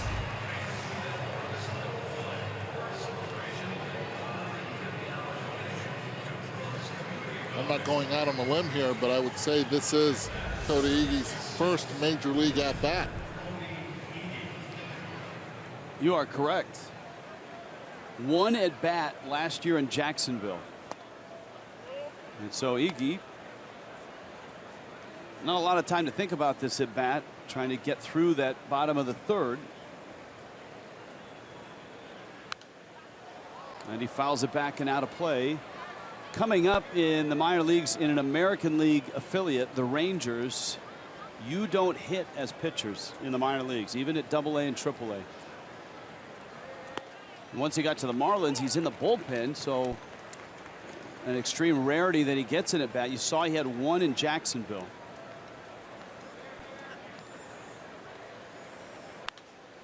He looks hitterish, though. He does. He looks like a good athlete.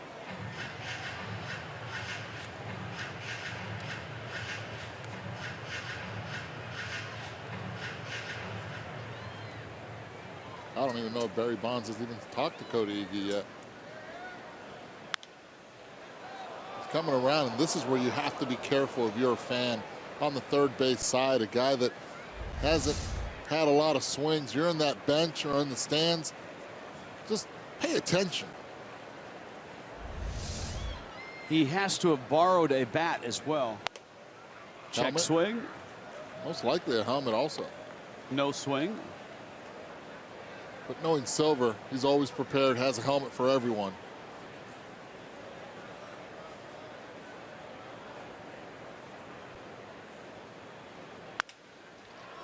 Up the middle, VR cuts it off, and he's safe. That's a hit. That is a base hit, you would hope. How about that? Just his second professional at bat. It's ruled a hit. And Iggy. Uh-oh, where's that ball going? Follow the ball. Follow the ball. There we go. And always it ends up in Martin Prado's hands. How about that? It always does. He gets out of the box in a hurry, and he's smelling this hit. Jonathan Villar not getting the throw down in time. Look at the speed. He's been smelling this hit his whole life. Oh, my goodness. And you can tell when a pitcher feels comfortable at the plate, he's actually standing in the same hole where Ichiro stands, close up to the plate. Ichiro up now. He's doubled and bounced out.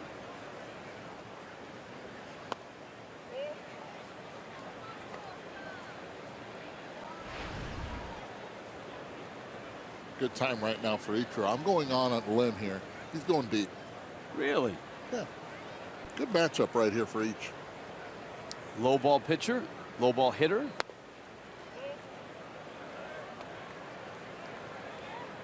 He's already seen him twice.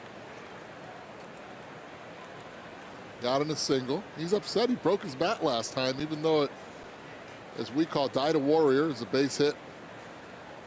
The bat. Ichiro's bats are the most pampered bats in all of baseball. I can tell you a story about that. Little chopper right back to Peralta, and he gets the outs. Well, hold on to it. At 9-1, we need all the good stories we can muster.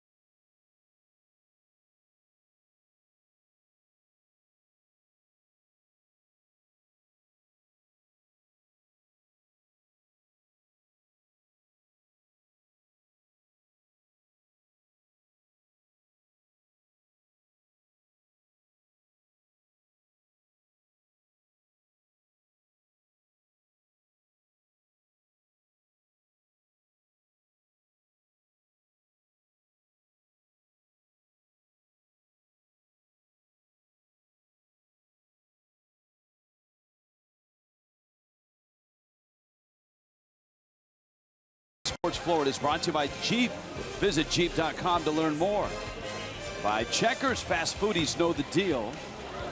And by your South Florida Chevy dealers. I hope that youngster warmed up before that. Now that the fast pitch softball, that's not easy to hit. Look at that, right on target too. Catcher set up low and in, and she hit the glove. Cody Iggy continues for Miami. If you're just joining us, the Brewers have busted out against Tom Kohler and Cody Iggy. 9-1, 7 runs in the bottom of the third.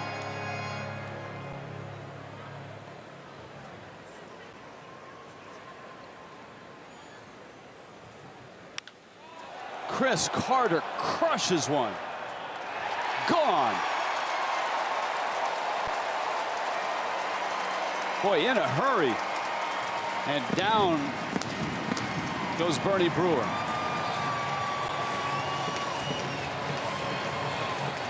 Milwaukee Brewers have a 40 home run guy playing first base.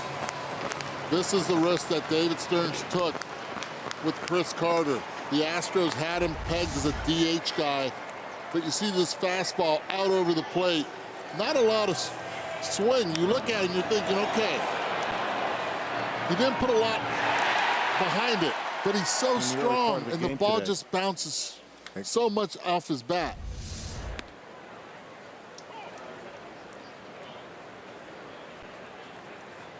Kirk Neuenhuis with Colin Walsh and Aaron Hill also due up. Neuenhuis sends that one into left field. He's got 2 hits in the game.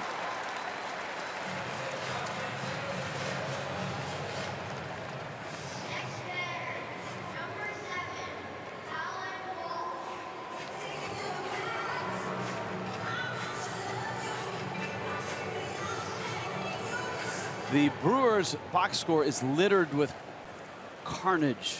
Oh, that top of the order, you look at it, top heavy. 12 hits, 10 runs, 2 homers. Marlins pitching has allowed 3 walks. Walsh is a switch hitter. He flips right-handed. And he swings and misses. Oh, I forgot Santana in the leadoff spot. I was fixated on Carter, and it is 3 homers for Milwaukee.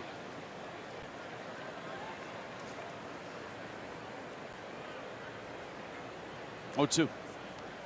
And it hit him.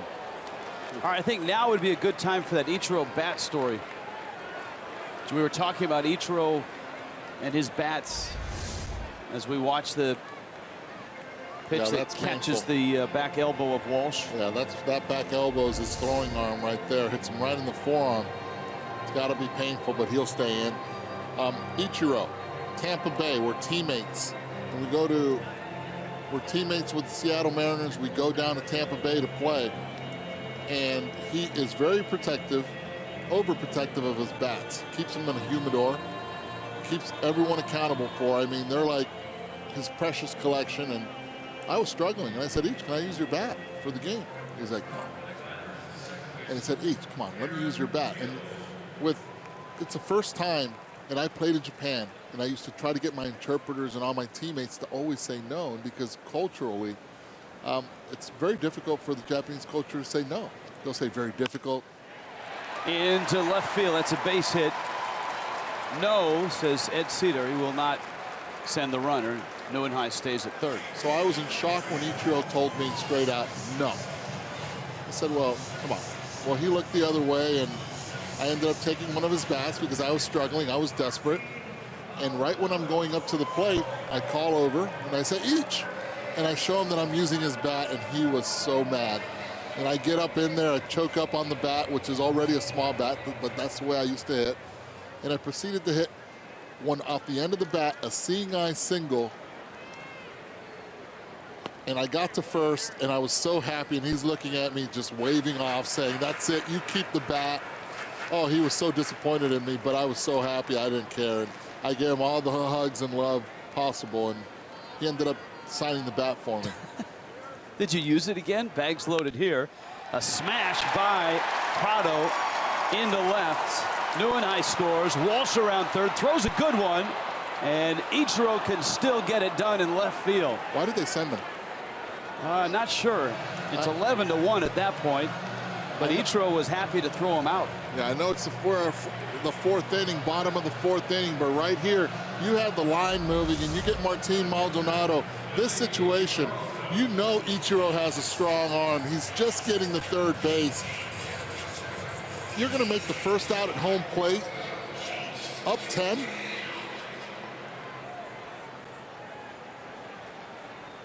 I don't know about that.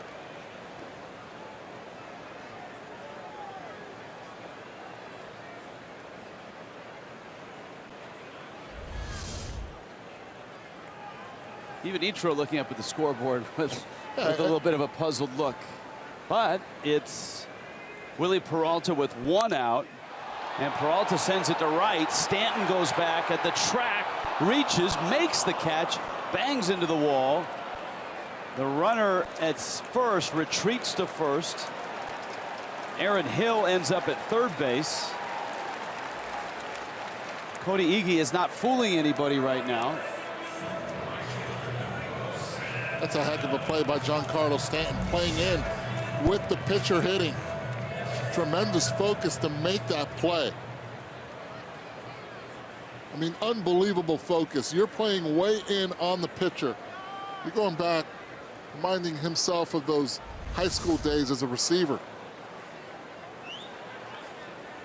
Now Domingo Santana, who's homered, has an RBI single.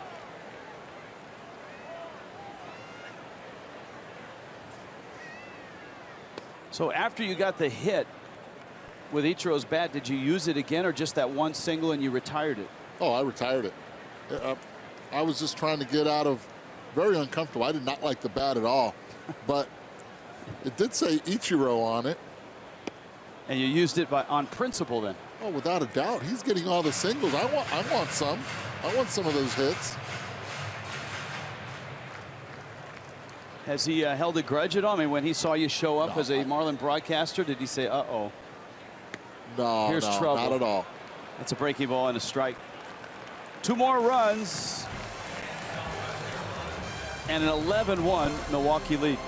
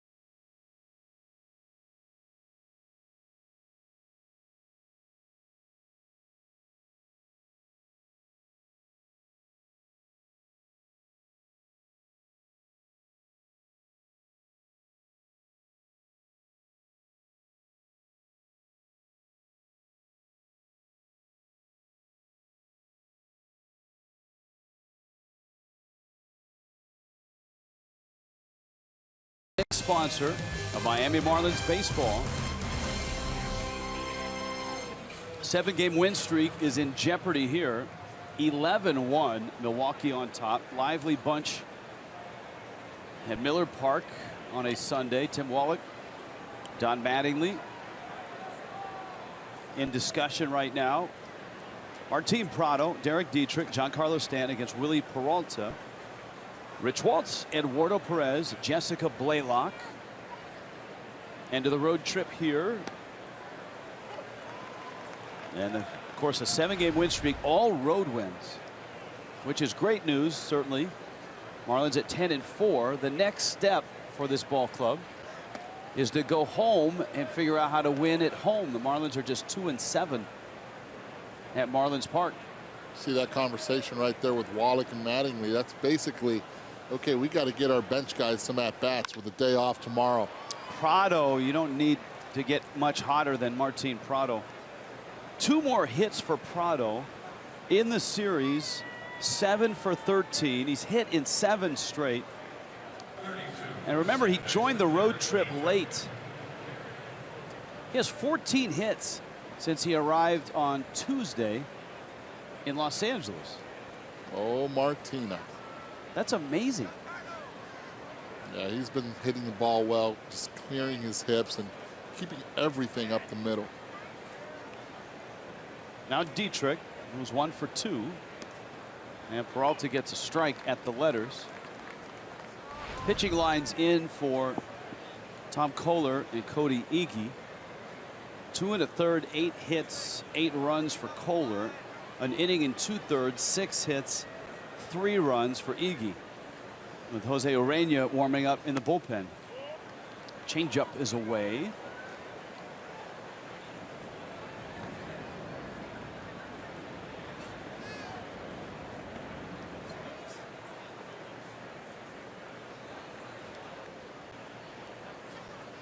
One.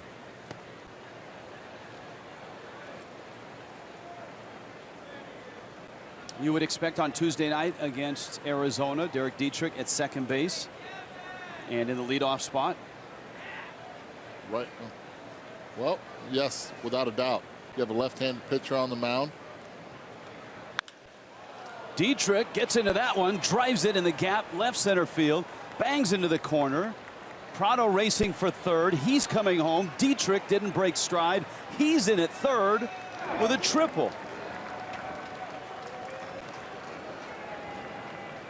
I really think the Marlins took offense to the Brewers trying to score up 10. Loaded up their focus a little bit more right here. Pitched down and away. Hitting it the other way. Nicely done. Great balance. Once he sees it there, he's thinking 3 as soon as he touches through, sees where that ball is. When it's in front of you, he's doing the right thing. Don't look at Lenny Harris. You are your own base running coach. Stan with an opportunity to drive in a run here. And a ground ball to third will do the trick. Giancarlo picks up his 20th run driven in.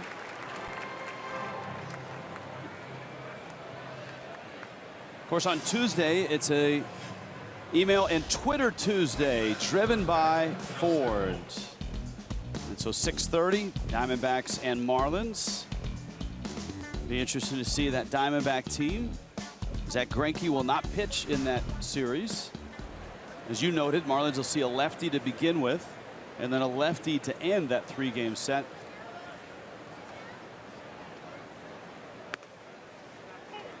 And a strike to Justin Bour. Patrick Corbin against Justin Nicolino. So it's lefties against lefties. The righties take over on Wednesday. Jose Fernandez and Ruby De La Rosa. And then Adam Conley and another Arizona lefty, Robbie Ray.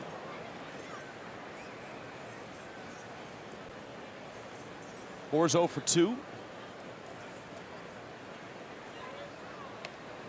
And Peralta figures he'll climb the ladder if Bour chased on that 1-strike pitch.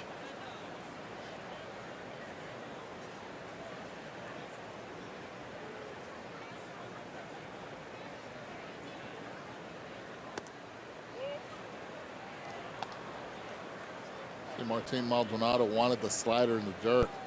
Instead, Peralta shook him off with a fastball away. Diamondbacks are at home against Colorado this afternoon. That roller into the shift. And in a perfect spot was Aaron Hill.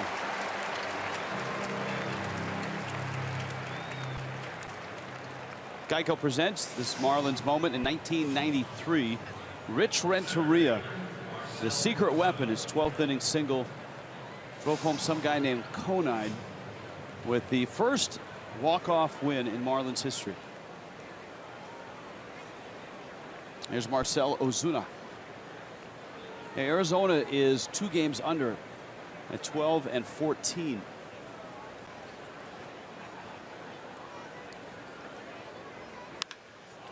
Marcell Ozuna deep and gone. Man, does he love Milwaukee. Ozuna, who homered last night, blasts one out of here now. In his last 10 games at Miller Park, he's got 7 home runs. Talk about feeling comfortable at a ballpark.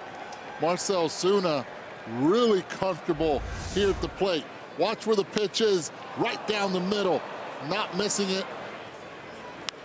Ryan Braun in left field knew it as soon as it made contact. Nice job. Watch Braun faking like he has it. No chance. 85-mile-an-hour slider. Here's Real Muto. Watch Braun. I got it. I got it.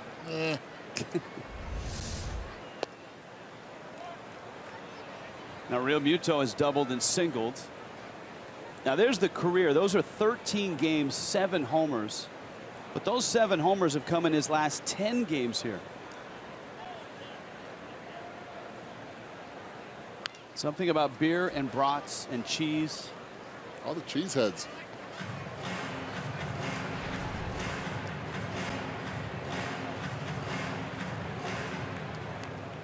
Seven-game streak for Real Muto. 14 hits on the trip.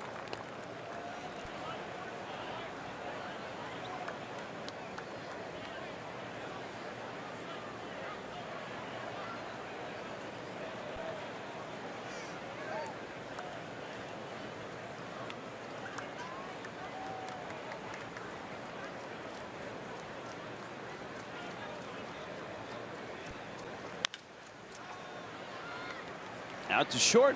VR gets the out, but Miami puts 3 on the board. The RBI double by Derek Dietrich and a blast by Marcell Ozuna.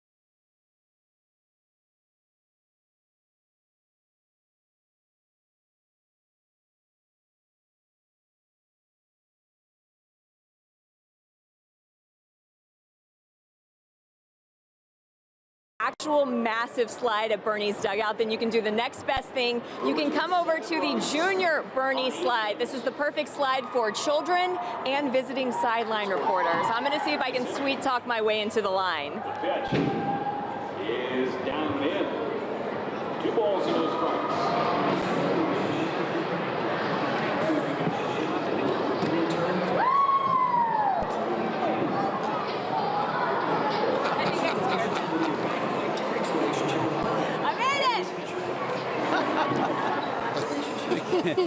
There's Bernie. What harm would it have been had Bernie let her down the slide? If you missed it, Jessica was up there earlier. And she was poised and ready to go, but Bernie would not release her to go down the slide. The ages for junior Bernie, no adults, 4 to 10. Oh, she falls in that range. Yes. And you must play at your own risk. Jose Urena in for Miami. It's bottom 5. It's 11-4. Milwaukee on top. And Urena misses down low to Jonathan VR.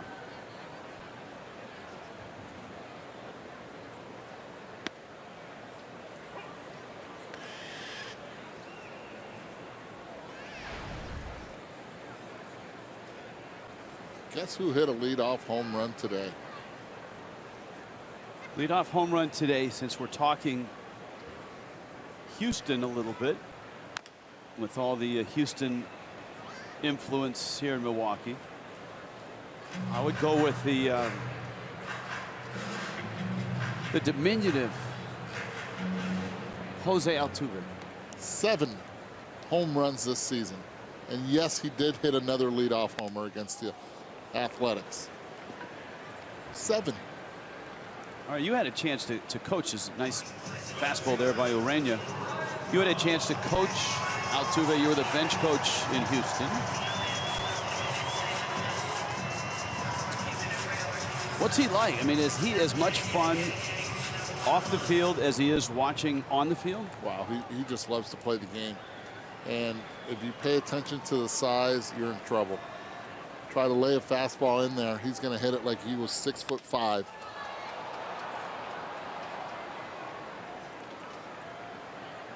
Ryan Braun, a fly ball out. We were just presented with Ryan Braun bobbleheads.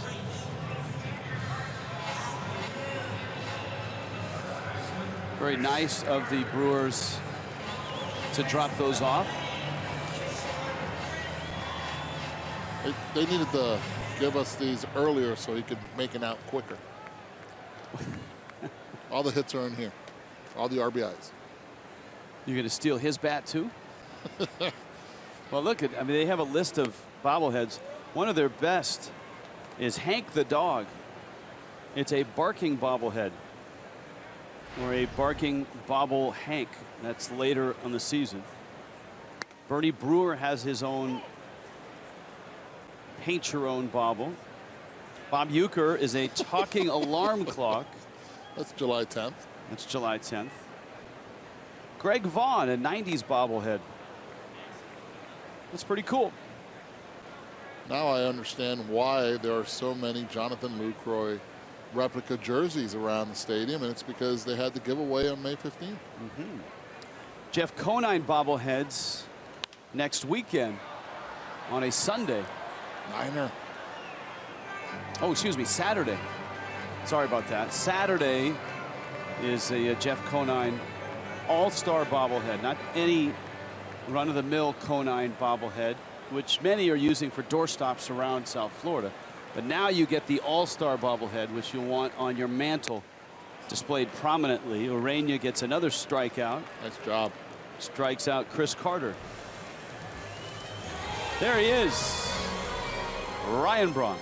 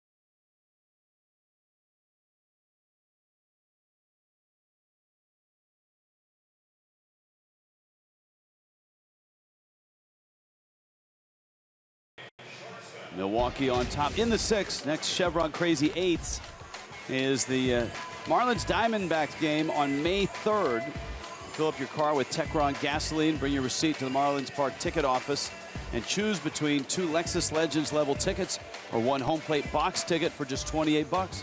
Visit your local Chevron dealer today.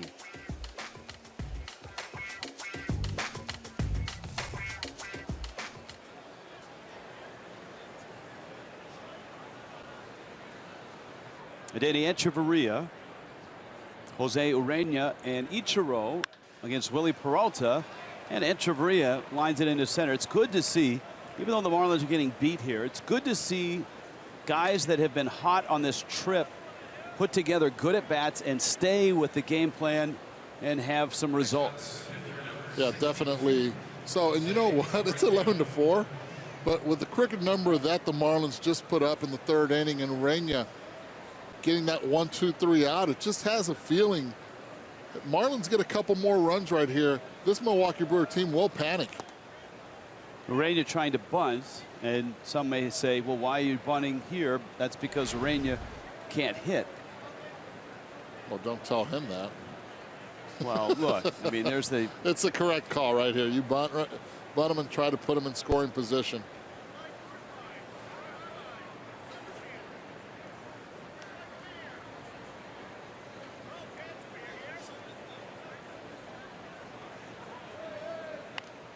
There's the bunt, and it's a good one. Job. And Peralta goes to first. It's a really nice job by Urena getting the bunt down. There they are. There's two of the biggest Marlin fans in the state of Wisconsin, Sarah and Leo Wilkins. They brought us our treats on Friday. The crew up here crushed the cookies, which was good because they were phenomenal. They were outstanding. They get the best of the best. They came up here and he started speaking Spanish to me. I was like, all right, you're from Miami, no doubt. Here's Ichiro now. Ichiro has doubled. He threw a man out at the plate. Ichiro bunts third base side, and it's foul. You can see Maldonado took that almost as an affront, as if to say, I'm going to throw this guy out. He was almost trying to grab it before it went foul. Oh, yeah, he takes so much pride in his defense. He knows that he can make this play in the sleep. I've seen him catch so many times, not only at the major league level, but also in Puerto Rico, catching for Mayaguez, taking pride in it. That's not a bad idea by Ichiro. Not at all. You need base runners.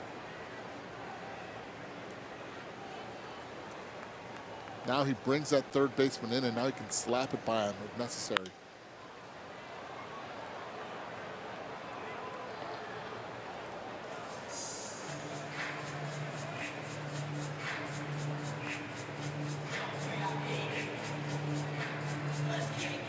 Games on the East Coast are starting to end. Toronto beat the Rays 5-1. Blue Jays are under 500. So is Tampa Bay.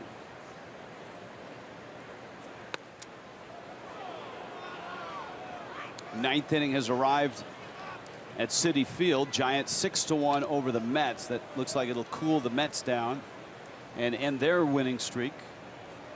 Mets had won 8 in a row. Ichiro, soft liner that Hill has.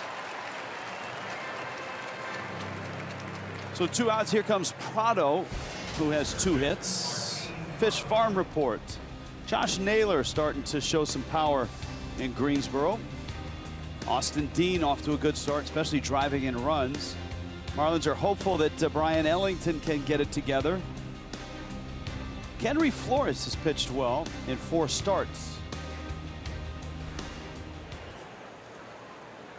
Now Prado, he's banged out 2 more singles.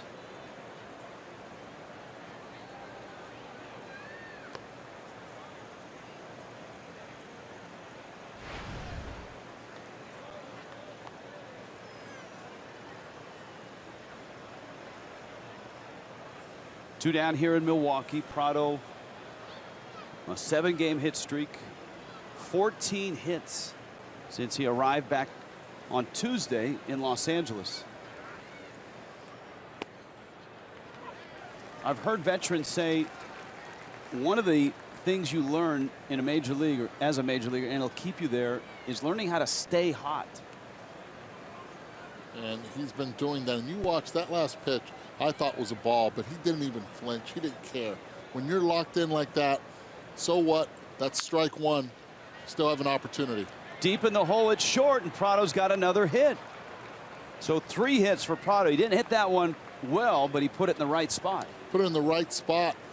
This time pulling it. VR playing more up the middle with all the tendencies that Prado has had, hitting it up the middle. You see how they're bunched up there. Now you hit it in that hole, and he's thinking ground ball, he's out. He's like, whoa, what's going on here? Prado just manipulating right now the defense. VR goes up the middle, I'll pull it. So explain it to me, because getting hot is one thing, staying hot is another. How does a player stay in a groove and stay hot? When you stay hot, you don't care about your surroundings. You don't care about anybody else affecting your at-bat. We saw it right there with the umpire making that call. He did not care. If it goes 2 strikes, he doesn't care. It's to the point where nothing really affects what he's doing at the plate. He's just focused on one thing, and it's having a quality swing and trying to barrel everything up the middle.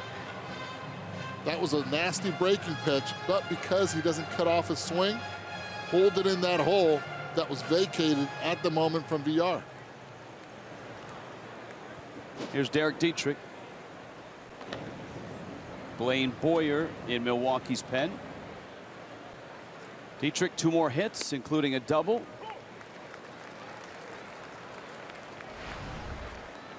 (101 pitches for Willie Peralta.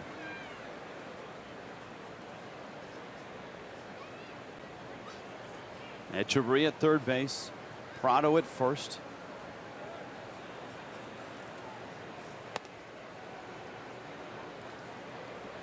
You got Stanton on deck. Miami is down 7. Get on base, a little bloop, and then a blast, and oh my. This game all of a sudden becomes a 3-run game. Well, Dietrich has the pop to ride one out of here, too. And Peralta on a changeup runs the count to 2-1. Do you think it will be a straight platoon, Dietrich and Rojas at second? Or is Dietrich shown enough to get starts against lefties? I think you have to give him the opportunity. You have to give Derek the opportunity to be able to see what he does on a consistent basis against lefties. Nothing against Miguel at this point, but what it does do, it actually weakens your bench, also putting Miguel in the game. I like his defense. I like what he brings. He will get his at-bats, though, with tough lefties. Full count to Derek Dietrich here. The Marlins will be facing 2 out of the 3 games against Arizona lefties. The way Derek has been swinging the bat, the way he's been taking pitches and playing defense, I like it.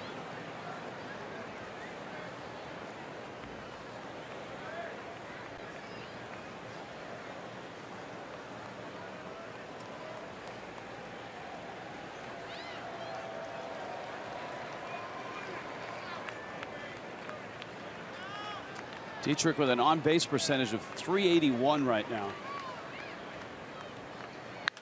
Wow. Into center field. That's a hit. Prado's going to take third.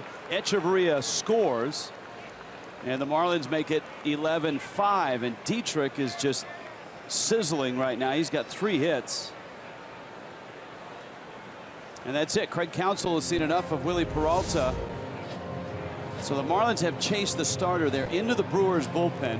They still have a long ways to go, but some promising signs here in the 5th and now the 6th.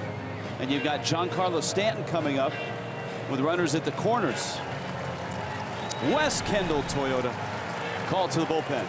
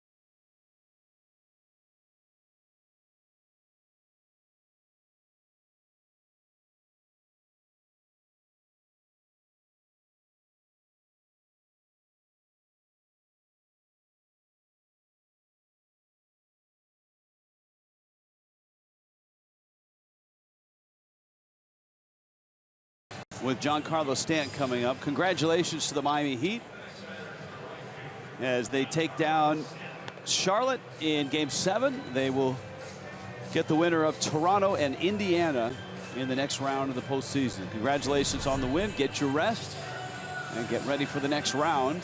The Marlins have a 7-game win streak coming into this ball game, and they ran into a buzzsaw early. Tom Kohler got knocked around for 8 runs. 3 homers, 2 by Chris Carter. Don Mattingly, you could sense he was starting to discuss maybe pulling the starters, but all of a sudden the Marlins pushed across 3 runs in the 5th, have a run here in the 6th, and Stanton is up with a chance to do more damage. Blaine Boyer flips one up there for a strike, and it's 0-1.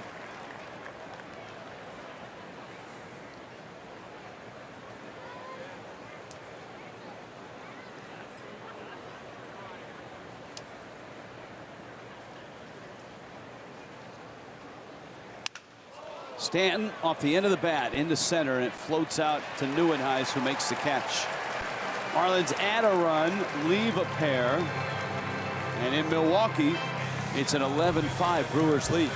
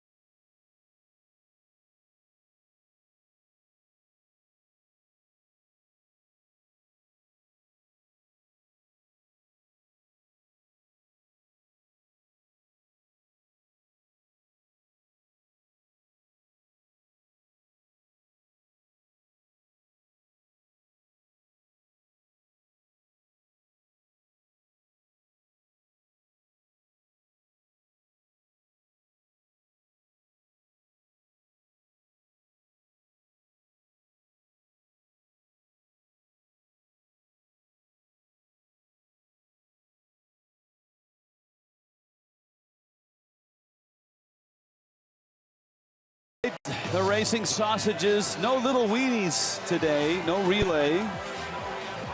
And Eduardo Perez, who won yesterday, has Polish, and that is Polish. Sunglasses on. I had Sauerkraut, who is running second. And Eduardo Perez once again wins the Racing Sausage race. I mean, look, see, still he's put it in there. All right. Yes. Give me my money. Give me my money. This is easy. This is like easy candy. Neuenhuis pops it up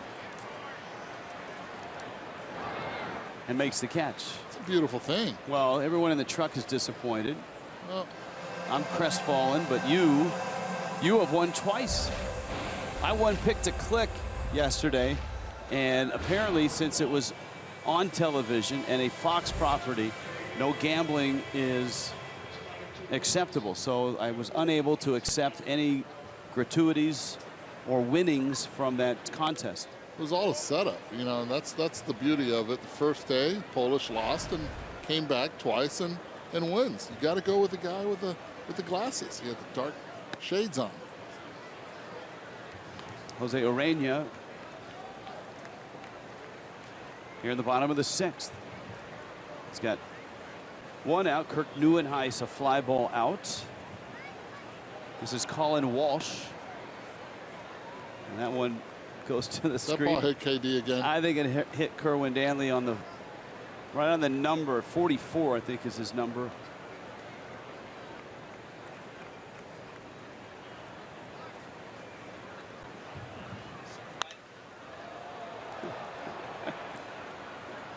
Ozuna's there and he makes the catch. Eduardo, did you know the Snakes are coming? And senior day is on Thursday. 55 and older, you get free tickets. It's presented by Wellmax Medical Centers. So it's Diamondbacks and Marlins. It finishes the series on Thursday at 7:10. Go to marlins.com. Which game of that series is your daughter singing the national anthem? That would be Wednesday with St. Stephen's Episcopal School. They will be singing, and they've been working on it day and night. Mr. E, don't worry, the girls and boys will be ready. You will be in attendance? I will be in attendance. They're really excited, and so are we. We get an email every day reminding us, do not forget to get to the stadium. What time? The whole thing. Is this a choir? Is it the music group? It's the music class. You actually get a full grade for it too. So there's a lot of pressure with these kids, and a lot of pressure on the parents also. Do they have uniforms that they're going to wear? They're going to wear their school attire. Nice. It'll be good. They do a wonderful job at school. Well, Urania looks sharper today than he did the other night. He, of course, had an enormous appearance on this road trip. The 5-out save in Los Angeles when the Marlins, because of use and because of an ejection, were almost out of pitching. Dietrich gets the out, and Jose Urania has retired all 6 that he's faced. 11-5 Milwaukee.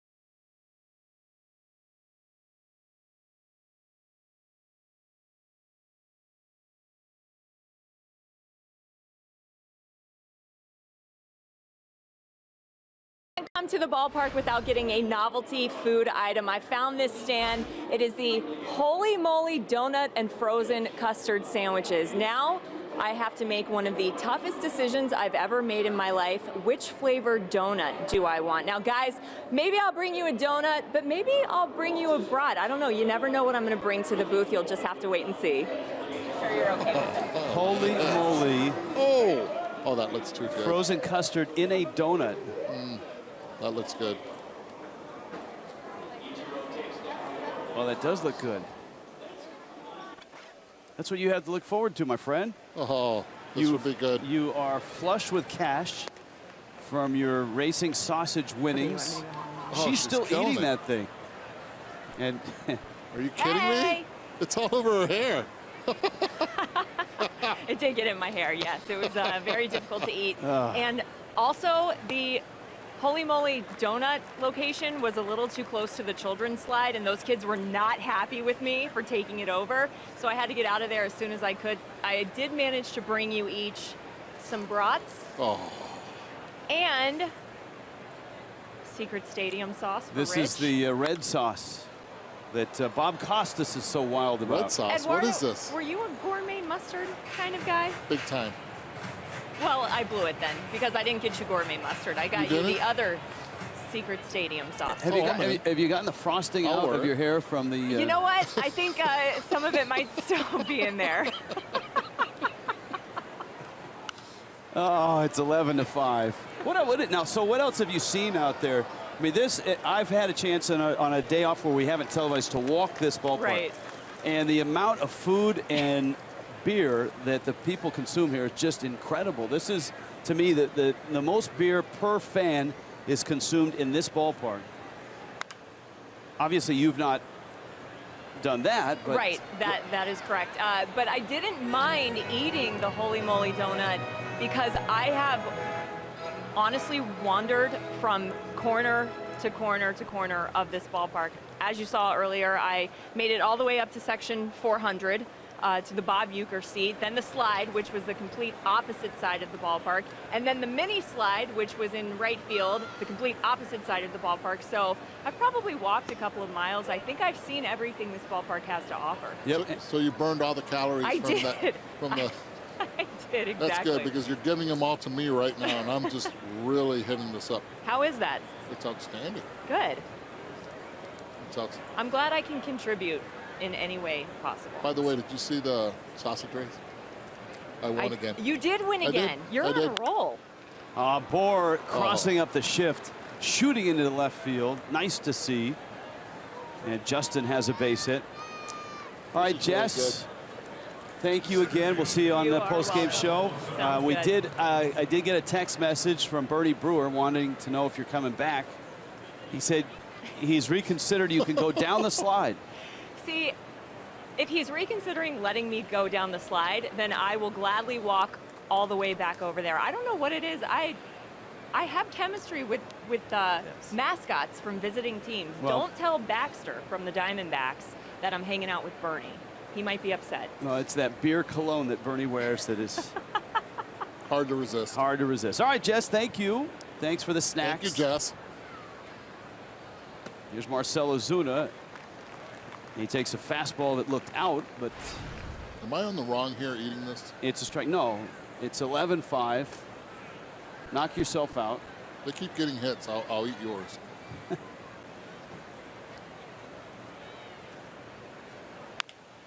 Ozuna chopper towards third. Walsh goes to first. And Ozuna's out. Bohr at second. Really nice footwork right there by Chris Carter at first base. Throw was definitely not at the chest, but really was able to shuffle his feet well. Watch right here on the ground ball. Walsh getting rid of it. Chris Carter using that right foot to stay on the bag. A lot of first basemen that don't have a lot of experience try to catch this actually in front. Fair territory when the experience tells you go towards foul territory and make the play. Real Muto has continued his torrid road trip. 2 more hits, a double and a single. And a strike. Much of the focus is on Giancarlo Stanton on this trip, and why not? Stanton, 5 home runs, a couple of the massive variety, including last night. But the guys that have been hot on this trip have stayed hot today. Martin Prado, 3 more hits, a 7-game streak. 2 more for Real Muto, a 7-game streak. Stanton had a single. He's at 7 straight. Ozuna has homered. Dietrich has 3 more hits, including 2 more RBIs. There's your in-game box score. But of course, the Brewers have 11 runs on 14 hits. Real Muto into center field. That's scorched. Bohr will stop. And the Marlins are at the corners, and the hitting just continues for the Fish. They're actually out hitting the Brewers now, 15-14.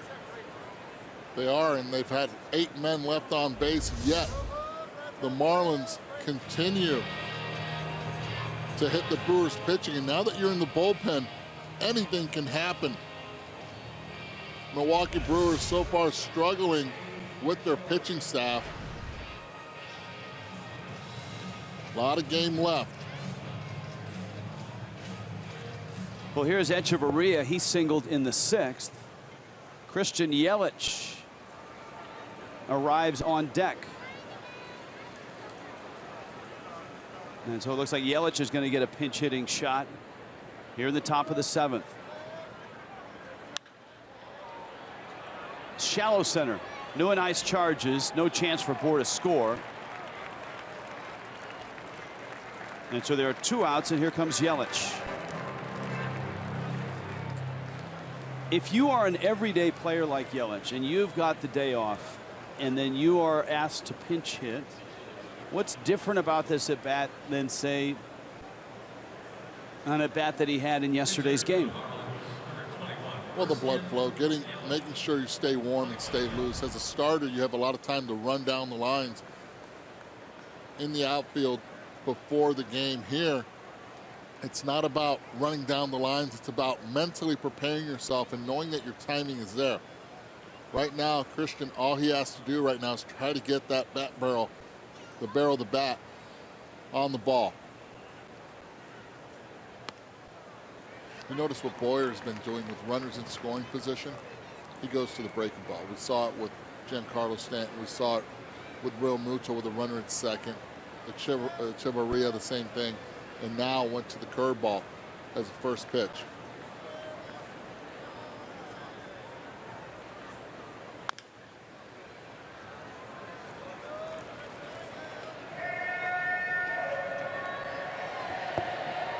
Yelich's road trip.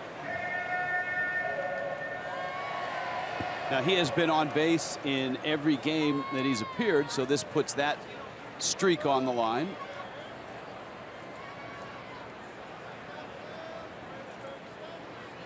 Pitch a penny. Proud to have Christian Yelich in the ball game. Pitch is in. But you talk about the streak. I think Don Mattingly early on this season has sent a message that it's not about the individual in this team. It's more about the team. We've seen it with pitcher moves. We've seen it with his bench and also with his players, position players. And the message continues. And he keeps backing it up every time. 1-2. This is out. And it's 2-2.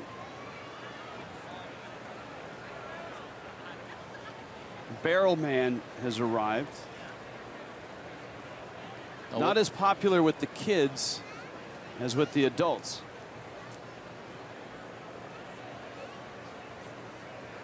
Two. It's low, and this is turning into a nice at bat for Yelich.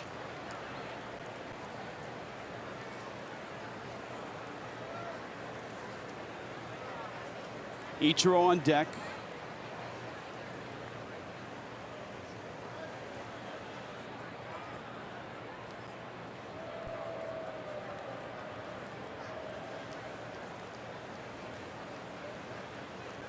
Let's see what 3-2 brings.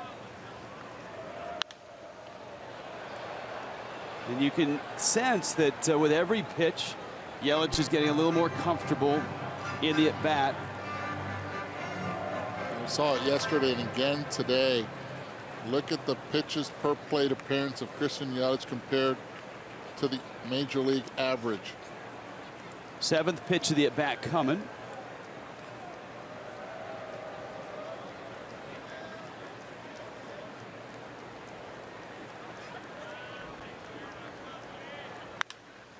Yelich pulls one on the ground. Hill has it, gets the out, and the Marlins leave 2 more. And still trail it in Milwaukee. 11-5.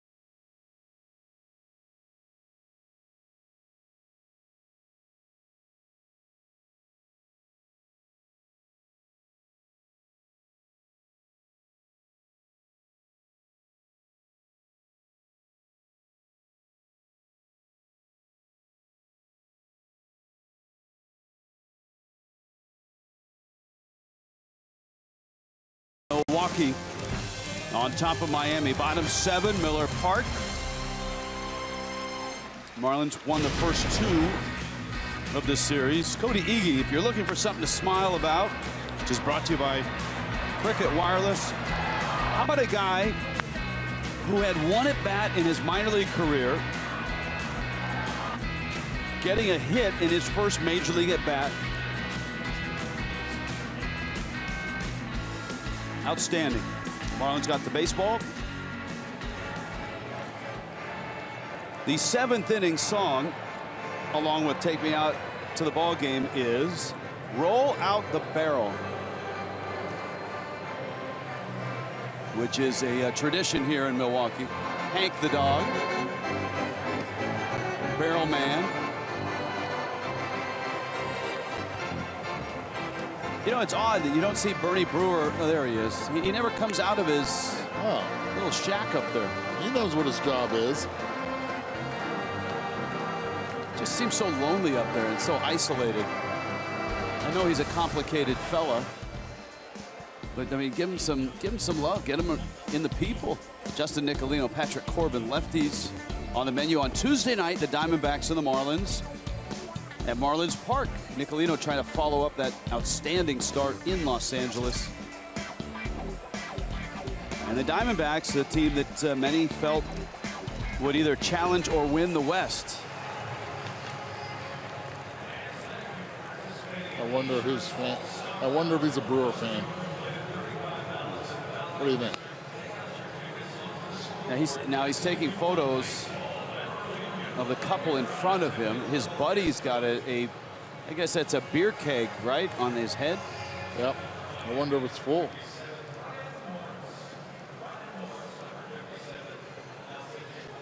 Check that tap handle out. I haven't seen any cheeseheads here. Wait till the NFL season starts. Brian Morris comes in.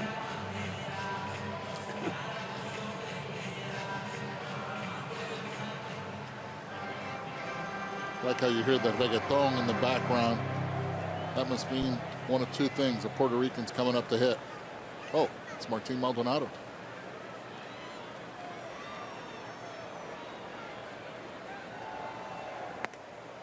Morris misses up.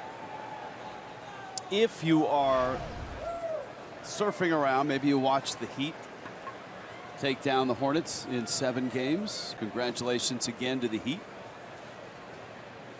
And you're looking to see if the Marlins can make it 8 in a row. They're going to have to score some more runs to get that done. Echeverria gets the out at first. The Milwaukee Brewers pounced on Tom Kohler for 2 runs in the first and then put 7 on the board in the 3rd. Chasing Kohler, added 2 more in the 4th. The Marlins at one point were down 11-1. Craig Counsell, who saw the Marlins beat his Brewers the first 2 ball games, has a 6-run lead here. Milwaukee's hit 3 homers. Chris Carter has hit 2. Domingo Santana, a solo shot. There's Ramon Flores. That felt pretty close to us right there. It was. It was not quite near the bratwurst, but like a booth down. That was in Felo Ramirez and Yiki Quintana territory, I believe. Oh, Felo has a quick first step. Quick. 0-1.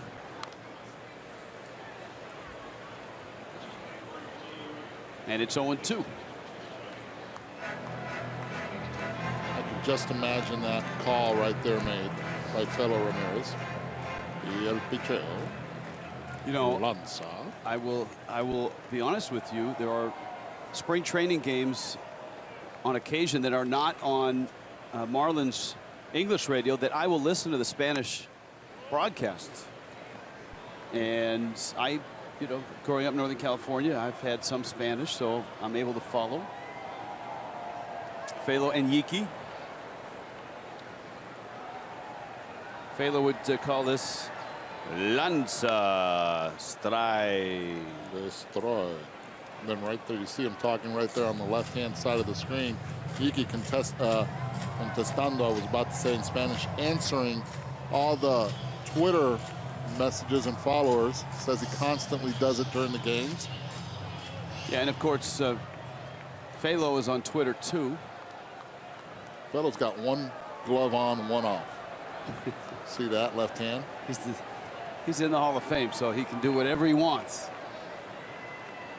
I think it's a salute to Michael Jackson. Well, just imagine that foul ball going right there to Phalo, as Phalo would say, lanza, foul, muévete. Here comes the pitch. That's a beauty right there. He's seen so much baseball, so much boxing, so much sports in general. Spectacular. Definitely one announcer I look up to. The pride of Cuba.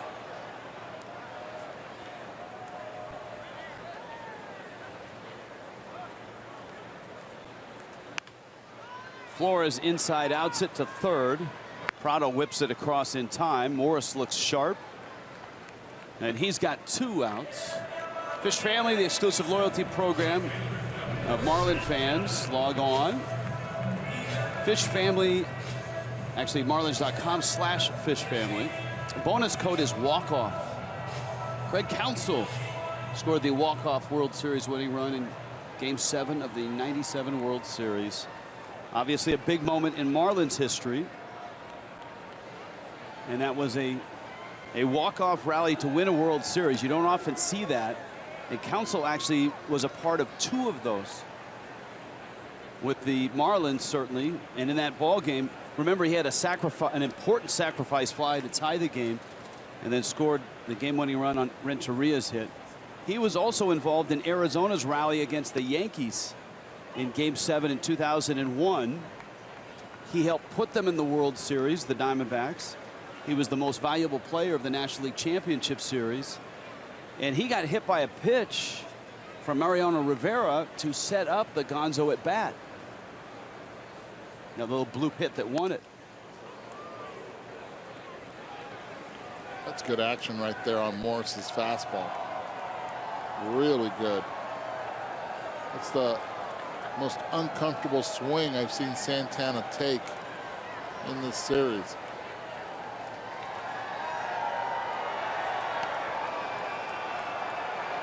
I think in watching Brian Morris, the ball's starting to come out of his hand like we are accustomed to seeing that.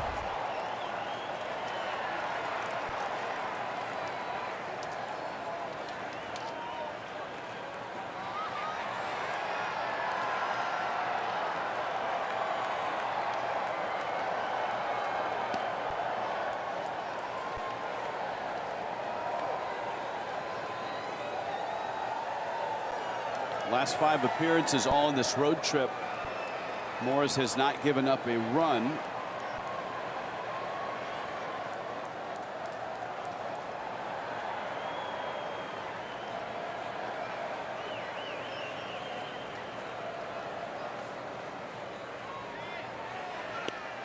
That is strike 3 called. Morris a 1-2-3-8.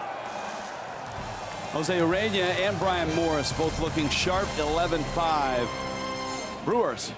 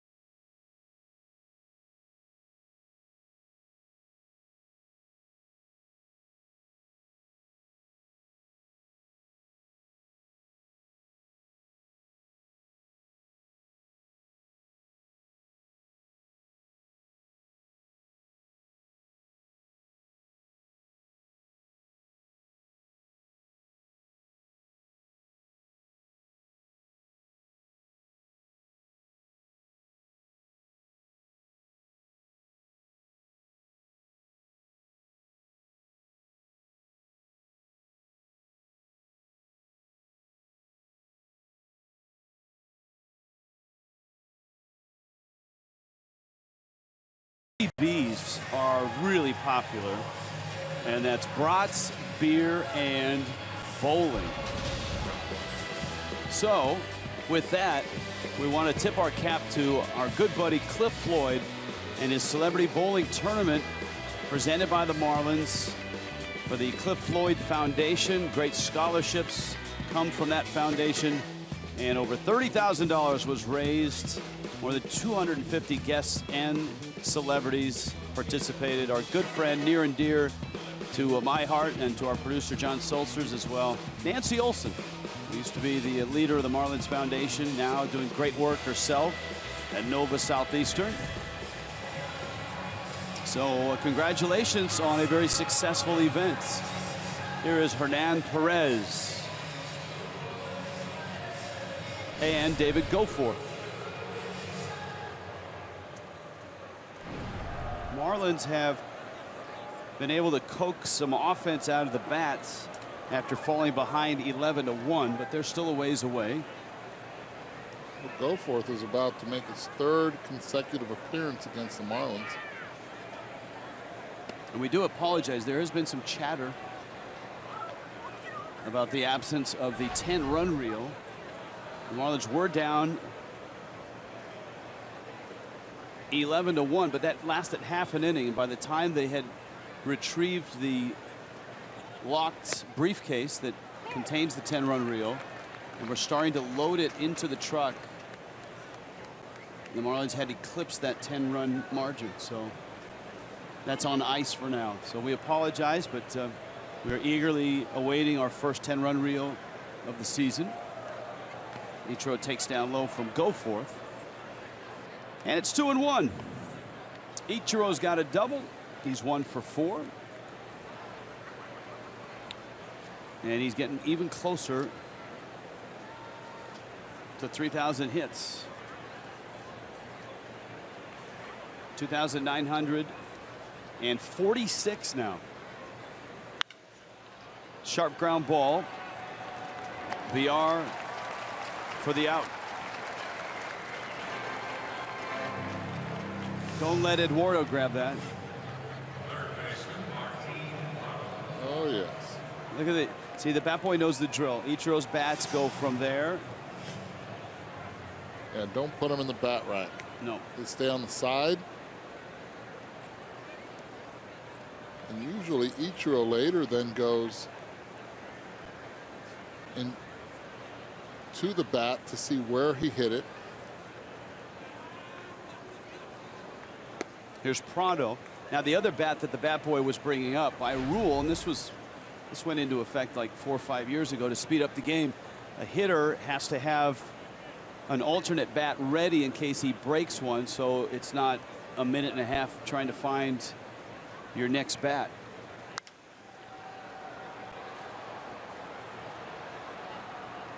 That's Martin Prado's alternate bat.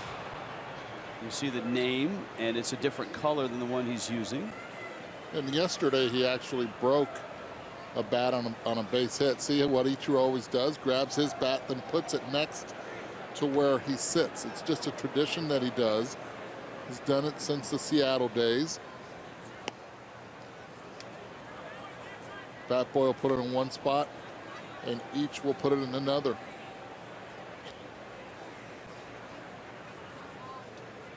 It was a great story about Ichiro early in his career. He had a bad at bat, and he threw his bat, and then felt so awful afterwards. He wrote a letter of apology to the bat manufacturer. Prado, and Walsh throws across the diamond. Goforth has a couple outs.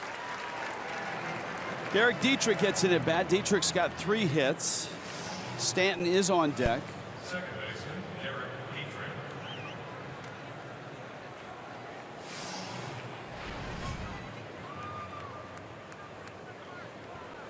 Game's coming to a close across baseball.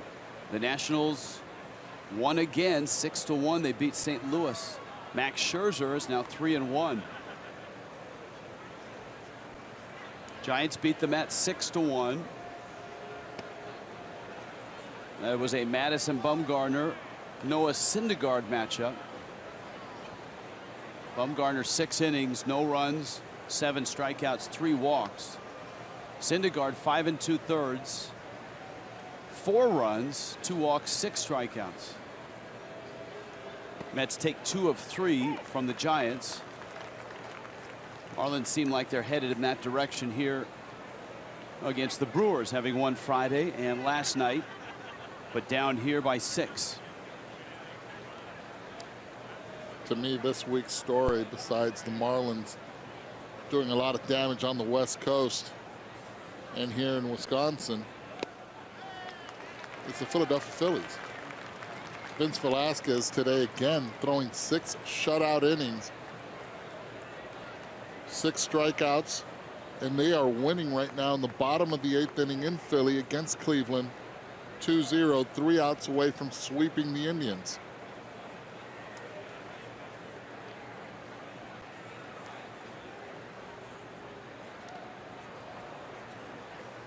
Well, in the dirt, off day tomorrow for the Marlins. We'll see on Tuesday night. South Florida Honda dealers, get you ready. Twitter Tuesday, a 9-gamer for the Fish with the Nationals. The Marlins will get to see those Phillies. And then the Brewers come in. So Marlins get another 3 against Milwaukee. 2-2. Sails up with that great South Dakota sign behind home plate. We looked at that last night. Very majestic.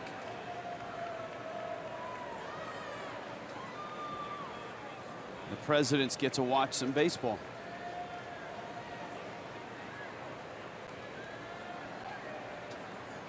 Pretty good seats.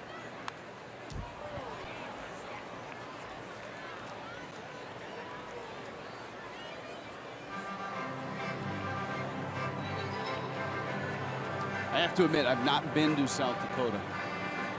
No, me neither. But it's on my bucket list to be able to see Mount Rushmore. Maybe do some, what, rabbit hunting is it? I'd actually like to do some fishing up there. I heard the fishing is great. Dietrich walks on his way to first.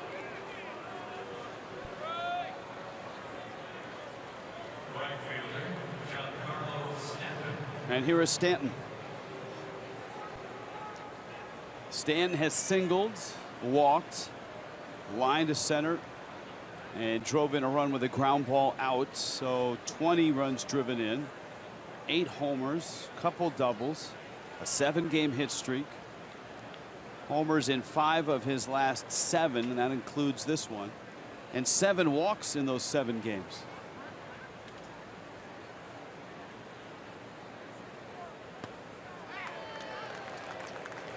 Saw the slider the whole way, just a little harder than what he thought, but good swing.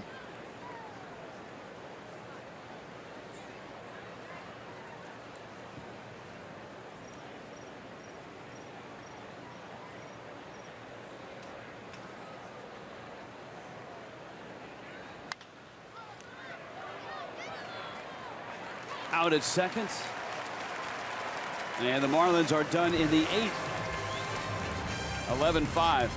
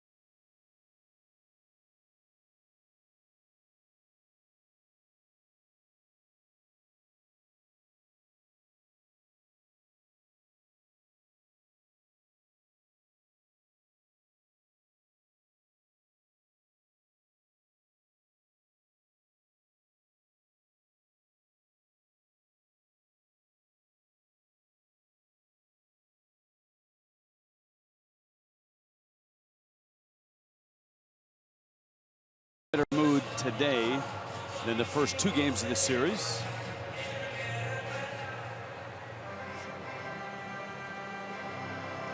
Chris Johnson in at third base.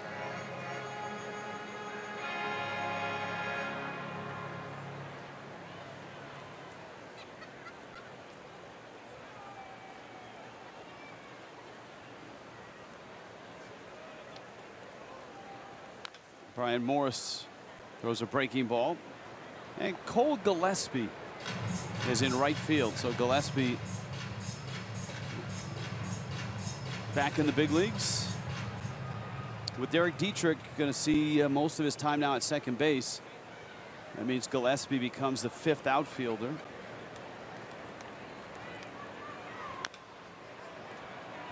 Good changeup right there by Brian. Being able to throw it 0-1 down and away as you see Cole trying to get loose. Gillespie, in Don Mattingly's words, showed a lot in spring training.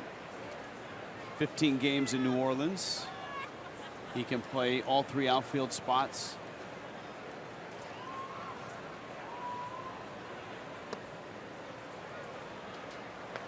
One and 2.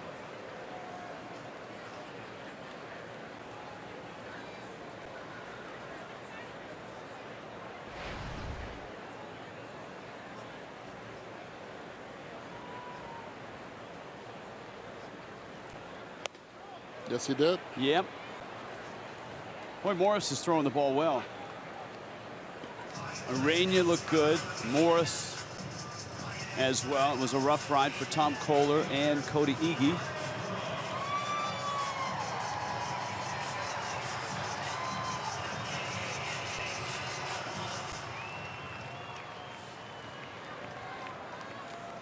Hey, bobblehead. 7 today. Now, where is that kid? Is he in left field? I hope. No, he's in right center. That's a tall order. Well, he has seen Braun hit it there before. Yes, he has. Ball goes well that way. Opposite field poke.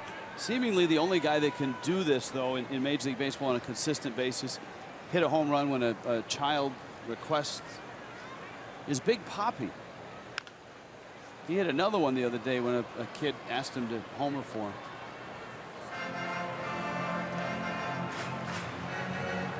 I'm just wondering if kids ask him every day and he just... Yeah, he only mentions after he hits the home run. You know, the kid asked me today. Yeah, I think there's a little more to that.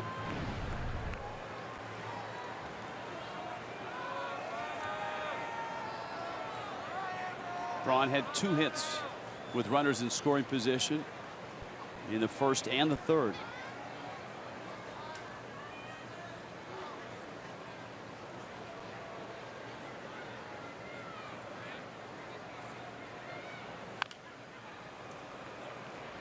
Do you think Ryan Braun's going to finish his career as a Milwaukee Brewer? No. Do you think that trade's going to come this year? I think his value is this year, and I think the way the front office is structured now, if it was Bob, if it would have been Melvin that was here as a general manager, I would say yes. But now seeing the salaries and seeing what Braun has been able to do offensively still, getting his hits, using the whole field like he is right there, he could bring value to a team that expects to win. But he's going to have to go to a large payroll team. And you look at large payroll teams, you think Yankees, Red Sox, Dodgers, Angels. Angels need a left fielder. Yeah, and that was the Ken Rosenthal column from yesterday, putting those 2 things together. I just think this guy right here lengthens the lineup and gives teams that struggle to bring in runs a bona fide guy that knows how to do it. Now, he loves playing here. He has been a Brewer his entire career, but he grew up in Southern California. And that's where he makes his home in the offseason. Another scorcher from Chris Carter. Braun racing for third. Ichiro picks it up, and Braun will stop at third. That ball got to the outfield in a hurry. And that's the knock on Chris Carter. When hot, No one gets hotter than him. Ball got there quick. Out over the plate. Gets himself a double to add on to the 2 home runs that he has already had today.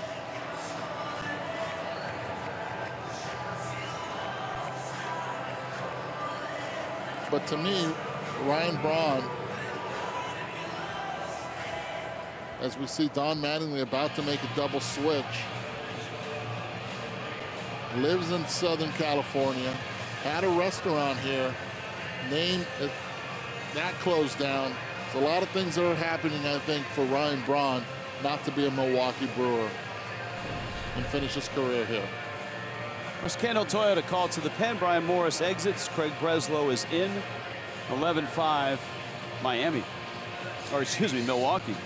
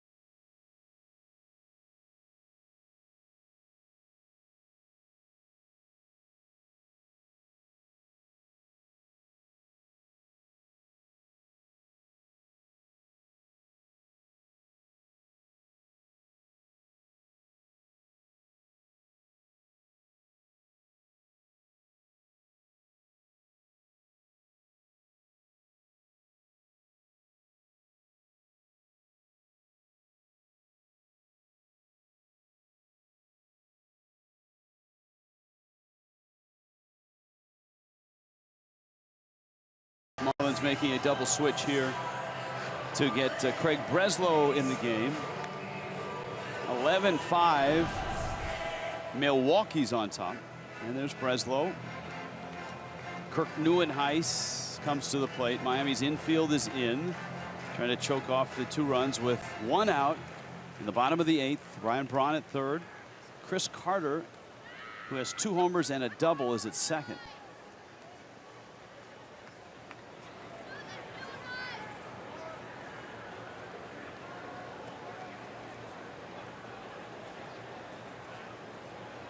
And Neuenhuis takes a strike.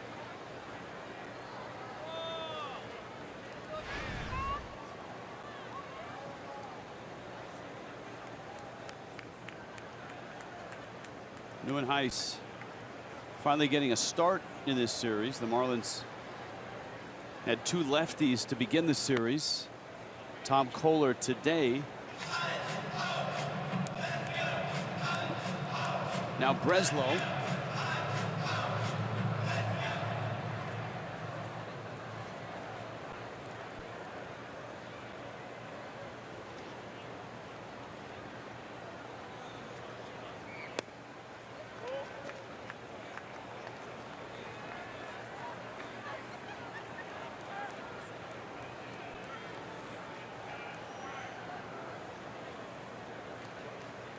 The Angels are here, by the way.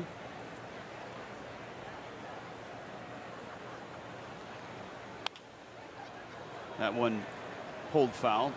Anaheim is here for a 3-game series after the Marlins exit. So I would expect the Ryan Braun talk in the next few days will heat up around the country and certainly in Milwaukee and Los Angeles. That game, the first game starts tomorrow.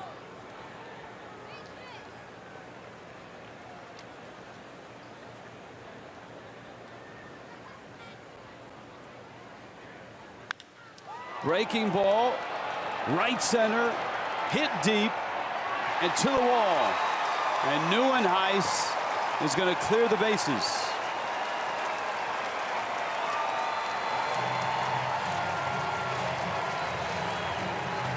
A hanging breaking ball, and Neuenhuis pounded it.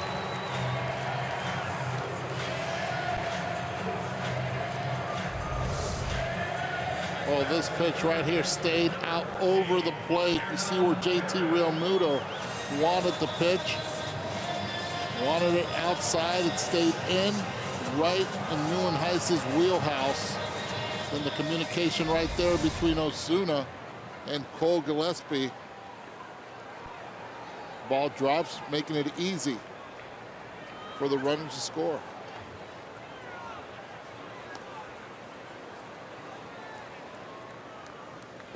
Hernan Perez took over for Colin Walsh. Walsh was hit on the elbow by a pitch earlier in the game. That was in the 4th inning. Perez, another at bat. There's still one out. And another hit to right. Gillespie's in right. He bobbles it. And the Brewers have another run.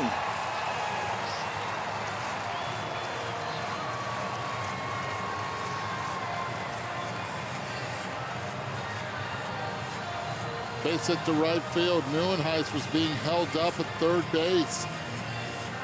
And as soon as Cole bobbled the ball in right field, he was sent home.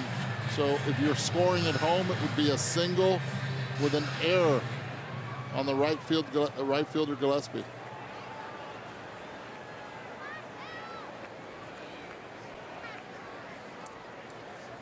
What was the great line by Keith Olbermann?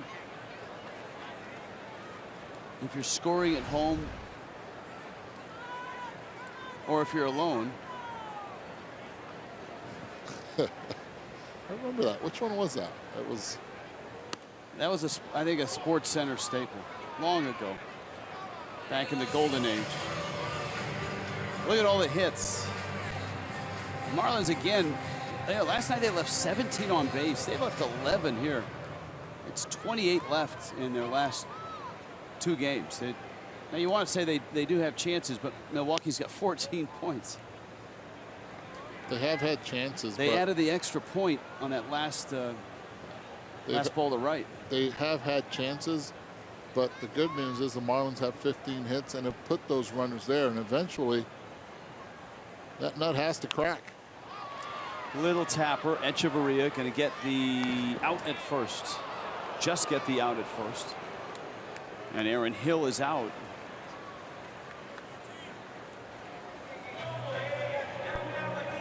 So here comes Martin Maldonado. 14-5. Brewers.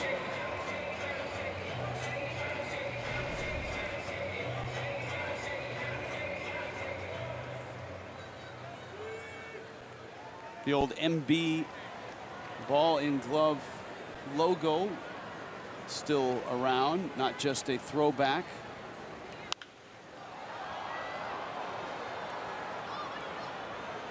Gillespie makes the catch, and the inning ends, but 3 more come across for Milwaukee.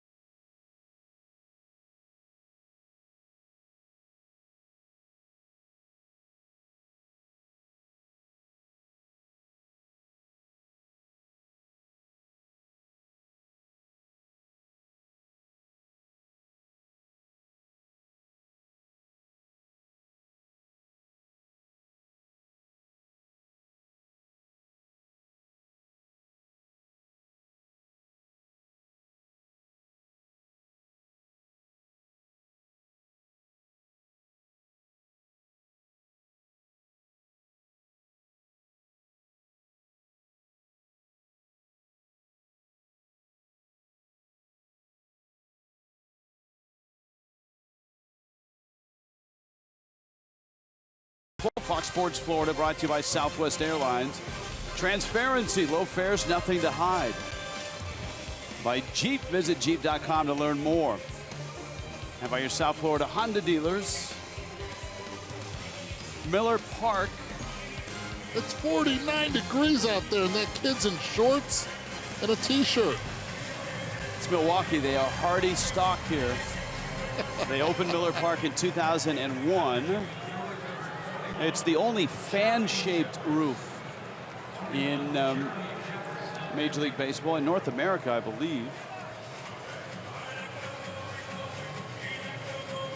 There it is. It's a I want to say one of a kind, because there's a few others like it around the world, but in North America, that's it. And it opens like a giant fan with the roof rolling to the big wings on the sides that sit above those giant windows. And they have rolling windows much like the Marlins do, but the rolling windows here you can't see out of. So I guess they're rolling panels. But Presley and Rivera enter the ball game. Justin Bour, Marcell Ozuna, and JT Realmuto.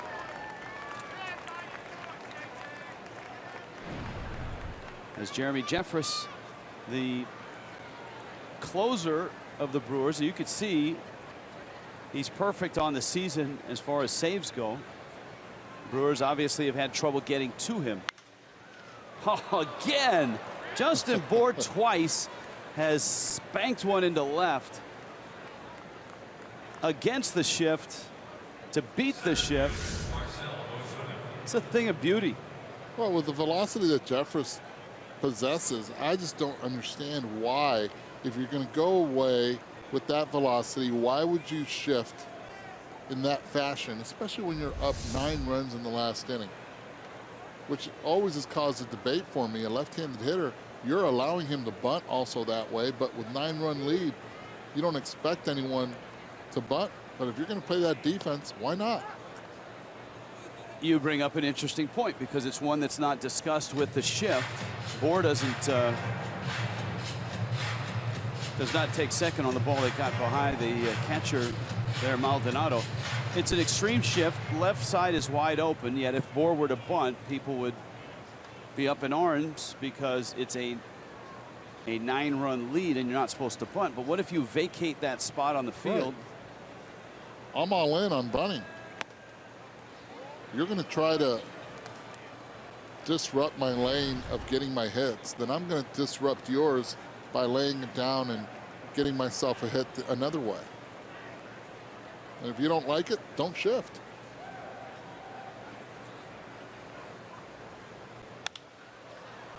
Ozuna, who homered back in the 5th, lifts that one to center. One out here in the 9th. Jessica Blaylock from the field. Marcell loves Miller Park. His last 10 games, he's got 7 homers. And the 9-game homestand, a preview of what's coming up with the Diamondbacks on Tuesday, the Phillies next weekend, and then these Brewers finish off that Marlin homestand. Much needed off day tomorrow after a 10-game trip through the West. And the Marlins did not have a travel day going out west.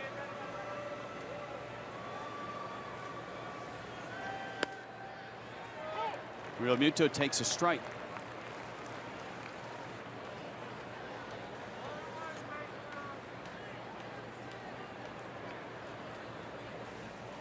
Phillies won that game 2-1 over Cleveland and are 5 over it, 15-10. And Vince Velasquez gets the win. Realmuto out to second, and this ball game is over. The Brewers win it by scoring 14 runs.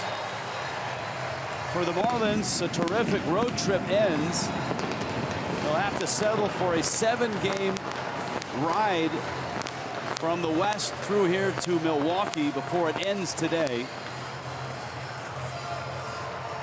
So the Marlins go 7-3 on the road trip. And the Brewers salvage one game. They've got the Angels here tomorrow. The Marlins with an off day and open up that series on Tuesday night at Marlins Park against Arizona. Marlins Live is coming up from Milwaukee, where the beer makers beat the fish.